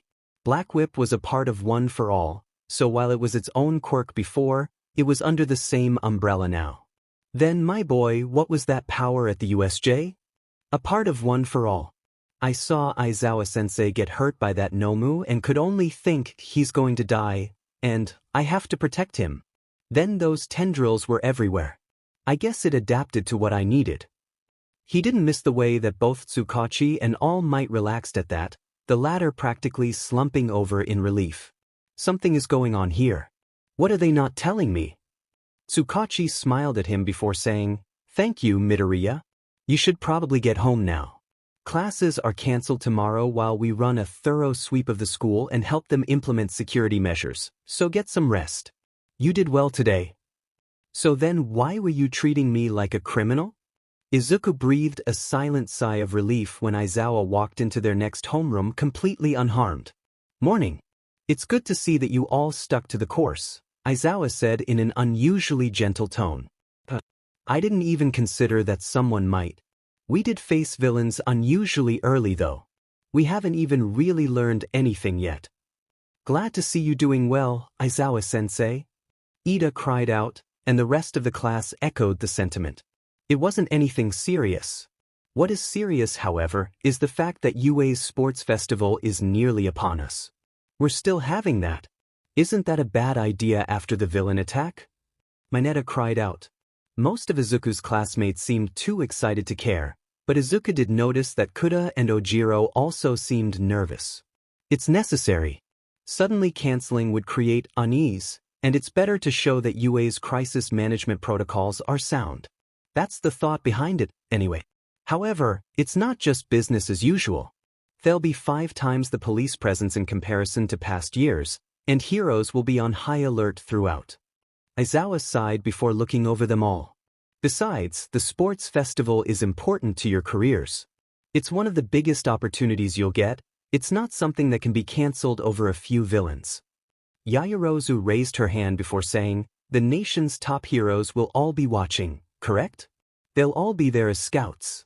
They'll be looking to hire us as sidekicks after we graduate. It's a great way to get your foot in the door, Kaminari said with a wide grin. A lot of those sidekicks never manage to go solo though. They're stuck as sidekicks forever. If you're not careful, then that'll be you, Kaminari, Jiru snorted. I really don't get why everyone is so obsessed with working alone. Hero groups can reach more people with a wider skill set. And why do we even call people sidekicks? It's not like they don't have heroes' licenses. Aizawa cleared his throat. Naturally, you'll gain valuable experience and popularity if you're picked up by a big-name hero. The better you do in the sports festival, the more likely that will happen. But your time is limited. Show the pros what you're made of here and make a future for yourselves. You only get 3 chances at earning internships like this. Morning classes went by in a flash, and before he knew it, Izuku was excitedly asking his friends about why they wanted to become heroes. I wish to uphold the family legacy and make my brother proud. Ida declared. It would be my honor to work under my brother until there comes a time where I'm ready to work on my own. Ochako looked decidedly uncomfortable for a few moments before saying, for the money. I know that it sounds bad, especially compared to Ida's reasoning, but I just... Nothing wrong with wanting to take care of yourself, Shinso insisted. Anyone who says otherwise is an a-hole that doesn't know what it's like to be poor. Yeah. My family owns a construction company, but business is bad. We've always struggled to put food on the table. I offered to get permission to use my quirk to help them out, but they wanted me to chase my own dreams instead. So I decided that I'll become a hero, make money, and ensure that mom and dad can have easier lives.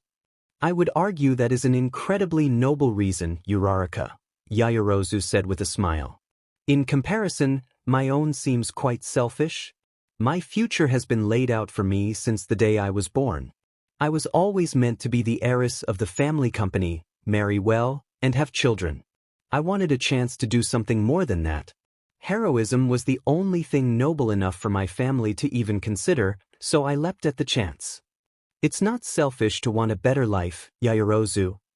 Ida insisted. Izuku watched the play-by-play with a contemplative hum. I just wanted to be seen, Hagakure said. I grew up terrified that everyone would forget I existed one day.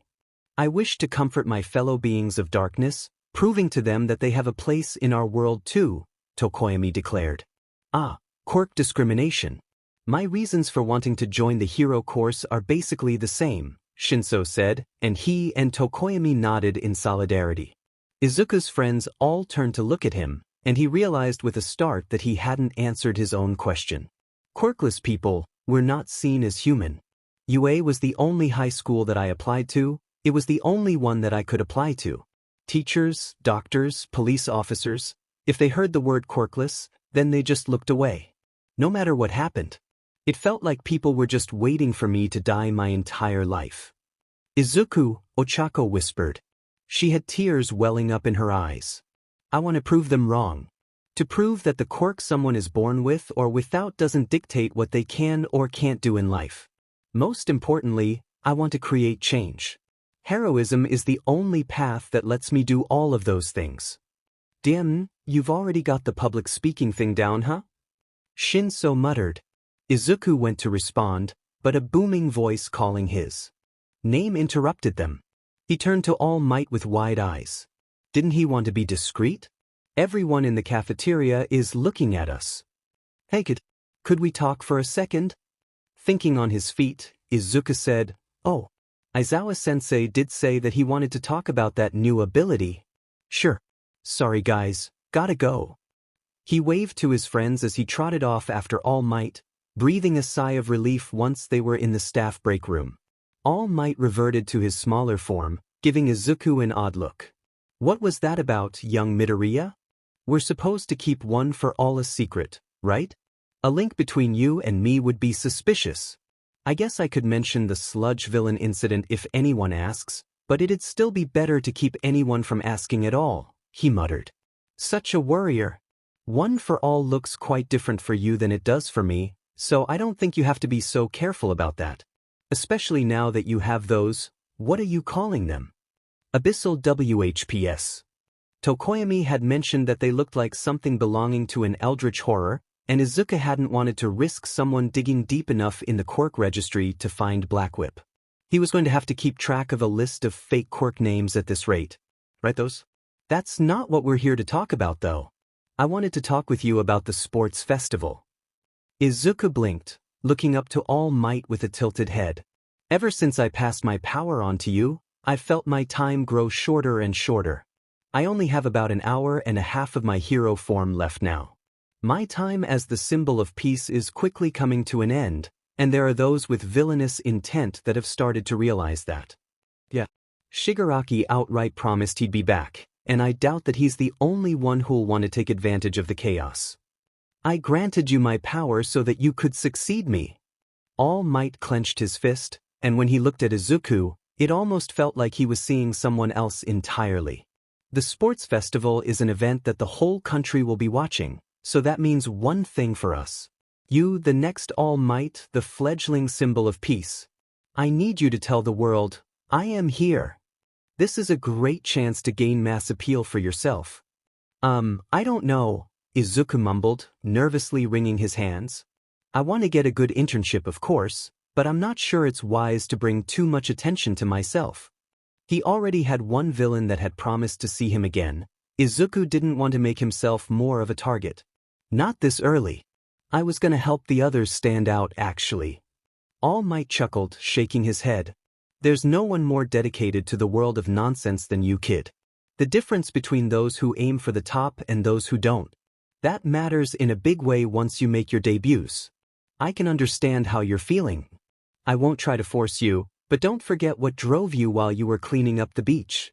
I won't. My goal hasn't changed. If I'm aiming to be the best, then I want to lift other people up with me.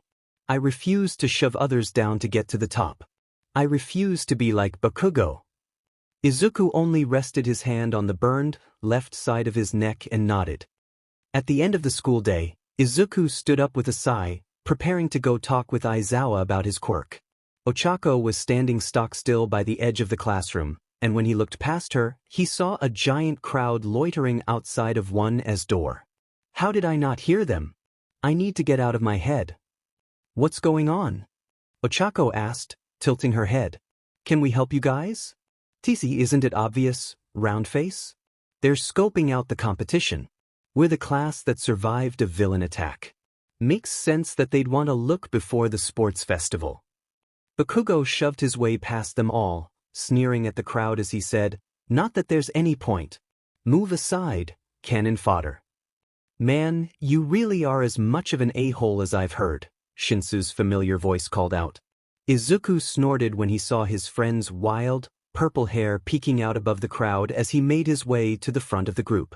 If I didn't know any better, then I'd probably assume you were all like him. Shinso looked over Izuku's class, smiling and nodding at those he knew. You know, the sports festival is an opportunity for those of us who didn't pass the entrance exam to get into the hero course. The opposite is also true. I'm sure most of you don't feel too threatened by a general education kid like me, but I've been using Midoriya's training regimen from hell since before the term even started. Oh my god, there's another one, Kaminari whimpered. Consider this a declaration of war. Another voice called out saying, Hey, I'm from Class 1B, right next door. Heard you guys already fought villains and wanted to hear more, but all I'm seeing is this arrogant BSRD. You better not make fools of the hero course during the sports festival. Izuku stepped forward with a placating smile, bowing before the silver-haired student. When he stood back up, he chuckled and said, I apologize for Bakugo's behavior. He's like a rabid dog. Deku, you piece of... He's not quite housebroken yet, I'm afraid. We're working on him, Izuku continued, cutting Bakugo off. Shinso choked on a laugh, and the silver-haired student guffawed as he said, Your class has won too, huh? I look forward to fighting you guys. Bakugo screamed incoherently before starting to shove through the crowd. Dude, what are you doing?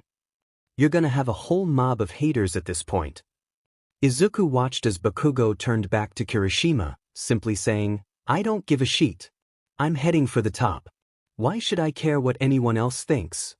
Bakugo left after that, and Izuku listened as some of his classmates agreed with what Bakugo said while others were arguing against it. It's one thing to be aiming for the top, but it's another entirely to disregard everyone around you. How is he expecting to get to the top anyway? Public approval ratings are a big part of the rankings.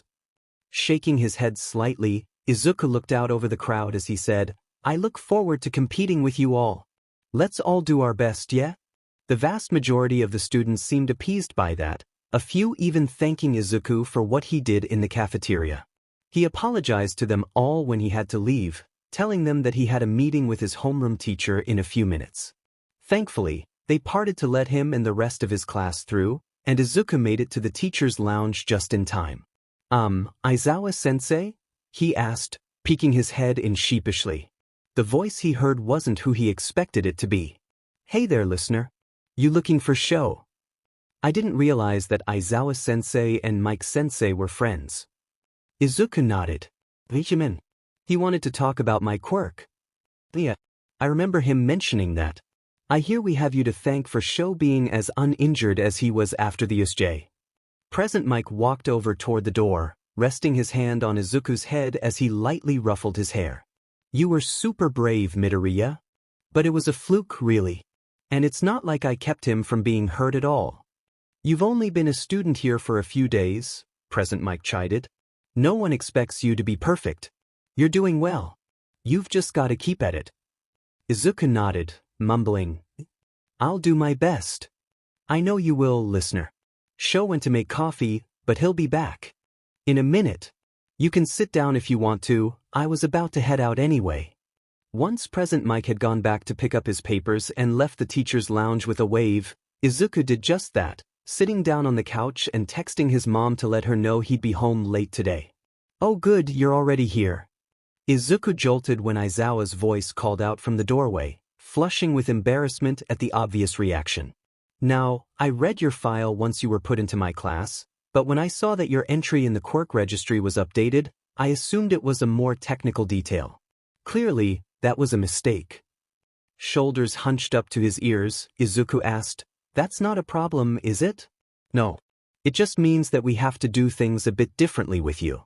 Most of the students here have already found their upper limits and have to work on increasing that limit, but you're still feeling out the limitations of your quirk. Do you have any idea where you're at right now? I think I'm at about 15% on the general enhancer application of my quirk. Letting more energy than that flow through me hurts too much for it to be worth it, but I can tell that I'll be able to push it further later. How far I can go with Abyssal WHPS depends on my emotional state. They're very reactionary. Izuku allowed a little wisp of black whip to form, watching as the shadowy tendril vibrated slightly as it weaved between his fingers. I'm a bit nervous, so they're acting like this right now. The only reason they were so destructive at the USJ was because I was terrified. Once I calmed down, they were very cooperative. I'll just have to be careful using them in stressful situations. Got any idea how you managed them the first time? Might help us figure out what else you can do. Izuku nodded. That Nomu, it was too strong. I could tell just by looking at it that I couldn't do a thing to it, but I couldn't just stand there and watch it hurt you either. Abyssal WHPS just happened. I think that I might be able to store and use different types of energy in different ways? I'm not sure. In retrospect, Izuku was very lucky that Black Whip didn't take physical damage. The thought of that Nomu breaking the tendrils somehow and that pain transferring to Izuku's body. He shuddered. Well, I won't say that I'm not grateful, but be more careful in the future, okay? The teachers are meant to protect the students, not the other way around. Izuku nodded, knowing full well that he'd do no such thing. The reason that he got one for all still stung, but he wasn't going to hold this kind of power and not use it to help people. Don't forget that you're the representative for the first years.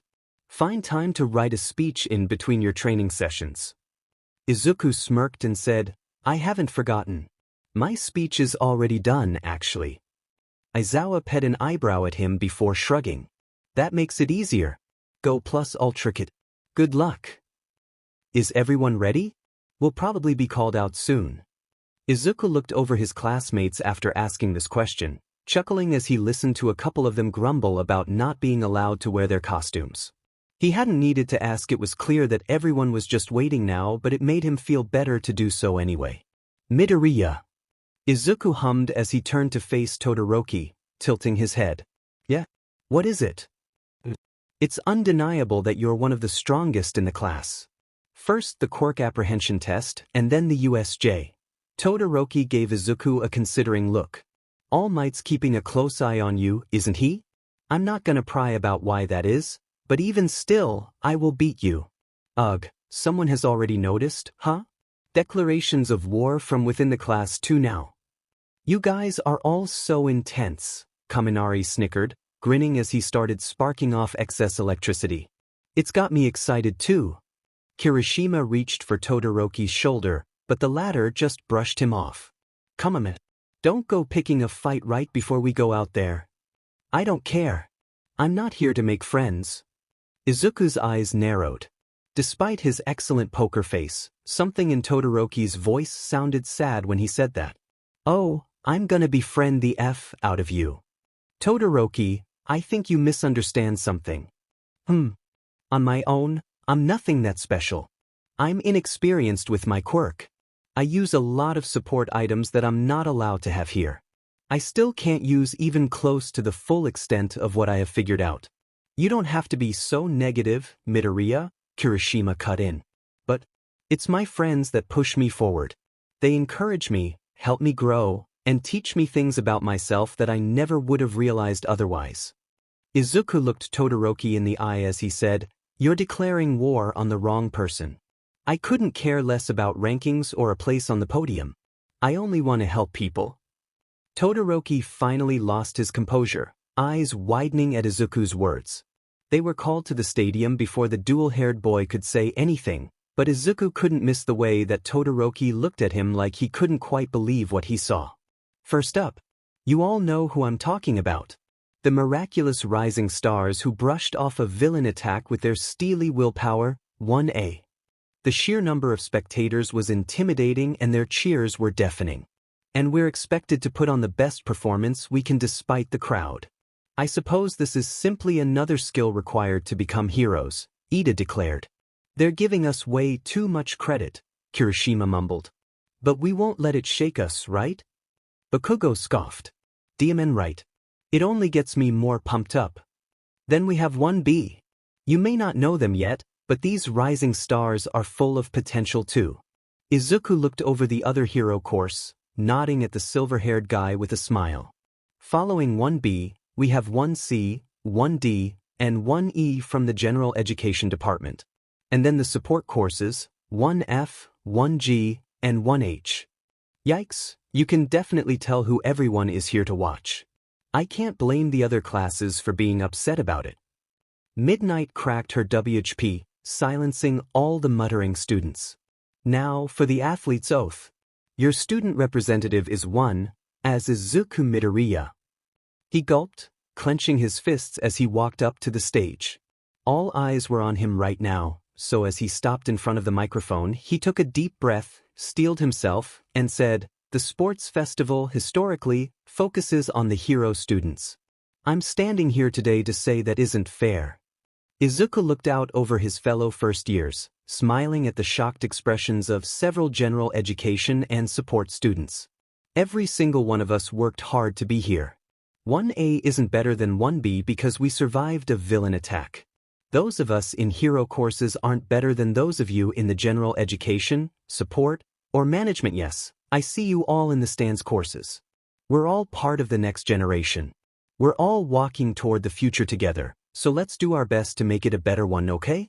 I look forward to working with you all. Have fun and go beyond. Plus Ultra. Midnight gave him an approving nod as he stepped off the stage, and the happiness he could see on the faces of the other classes reassured him that he'd made the right choice. Well, after that rousing speech, let's not waste any time. A blank hologram popped up, and everyone in the stadium stared at it in anticipation. The first event is the qualifier round. This is the stage that sends so many people home crying each year, and this year's event is, Midnight pointed to the hologram, an obstacle course. That shouldn't be too difficult for me at all. It's a race between all classes. The obstacle course is a 4-kilometer lap that wraps around the stadium itself, and as long as you don't go off the course, anything is fair game. Racers, to your positions. Everyone moved to stand in front of that gate, and Izuku narrowed his eyes as he studied the size of it. The first obstacle, huh? It's too narrow for everyone to go through easily. Start. Izuku jumped above the crowd with one for all active, skiing when he saw Todoroki rush forward in a trail of ice that left several students stuck. He activated Black Whip 2, using the shadowy tendrils to propel himself forward and shatter the ice in the corridor. Good luck, he called down to them. As expected, no one in 1A was caught off guard by Todoroki's first move, and Izuku grinned when he saw that Shinso had avoided it too. Black Whip reached down to grab his friend and bring him up in the air with him, and Shinso's startled yell had Izuku laughing before he could restrain himself. "Warn a guy, will you?" Present Mix's excited yell echoed throughout the stadium. Talk about a dramatic start. Todoroki tried to leave his opponents out in the cold, but as reaction time was too fast. The icy path he left behind was smashed to pieces by Midoriya, freeing those who were trapped by it before. What's with that assistance in a competition? Midoriya did the same during the entrance exam and scored the highest of all applicants. He wouldn't see any reason to stop being a team player now, Aizawa said dryly. Well, let's see how they deal with the first obstacle. Robo Inferno. Even more robots? At least I know how to deal with these. Izuku gaped in horror as he took in that, beyond the ordinary robots, there were about a dozen zero-pointers as well. Everyone paused as they looked up at them, and Shinso looked like he was regretting everything that led him to this moment as Izuku put him down beside him. I don't think that 15% of one for all is going to be enough to damage these monstrosities. Black Whip though. So these are the faux villains that they used for everyone else's test, Todoroki muttered, ice already beginning to swirl around him. Yaoyorozu looked concerned as she asked, "Where did they find all the money for these?" Honestly, I want to know the same thing. This is a bit excessive. With a single move, Todoroki froze the zero-pointers on either side of him. The robots groaned and creaked as Todoroki rushed through, and Izuku could see Todoroki's strategy with that move now. Several students tried to take advantage of the gap that he left behind, but Izuku used Black Whip to JRK them all back, including an overzealous Kirishima and the silver-haired guy from 1B just before the robots crashed to the ground. As Todoroki is busting through and sabotaging others in one move. Talk about ice cold. Thanks for the assist, Midoriya. Kirishima called out as Izuku brought all of the tendrils back to him. He danced around, sparking green as he took down several of the easy robots first, falling back to protect those who were struggling against them. Robots can malfunction. I will not give them the chance to. Down low didn't work for as Bakugo, so he took the high road. Smart move. Tokoyami turned to Izuku with a questioning glance, received a nod, and joined Shiro in chasing after Bakugo in the skies. Izuku grinned, knowing that what he was about to do would piss off the explosive blonde beyond belief. Izuku leapt with one for all active, boosting his jump by striking the ground beneath him with Black Whip. Once he had landed on top of one of the zero-pointers, Izuku turned back to where so many students were stuck fighting, including some of his own classmates. Dozens of tendrils snaked out of him, aiming for the center light on the X's of the zero-pointers' faces and striking. The red glow on their faces died as they stopped moving, and Izuku gave a jaunty wave before moving on. What? What are you feeding your kids, Eraser? Midoriya just took out the rest of the zero-pointers on his own. That one came like that, Mike? Well, if the first obstacle was so easy, then we'll see how you fare with the second. Fall and you're out. Good luck crawling the ropes from platform to platform in the fall. Izuku kept running forward, jumping and using Black Whip as tethers to the platform he was aiming for. He was still behind Todoroki and Bakugo, but he wasn't aiming to pass them anyway. It'd be too much trouble. I want everyone to get the chance to show off what they've got, though, so I'll let them handle this on their own now. With the nets I can see down there, this is a much safer obstacle than the robots.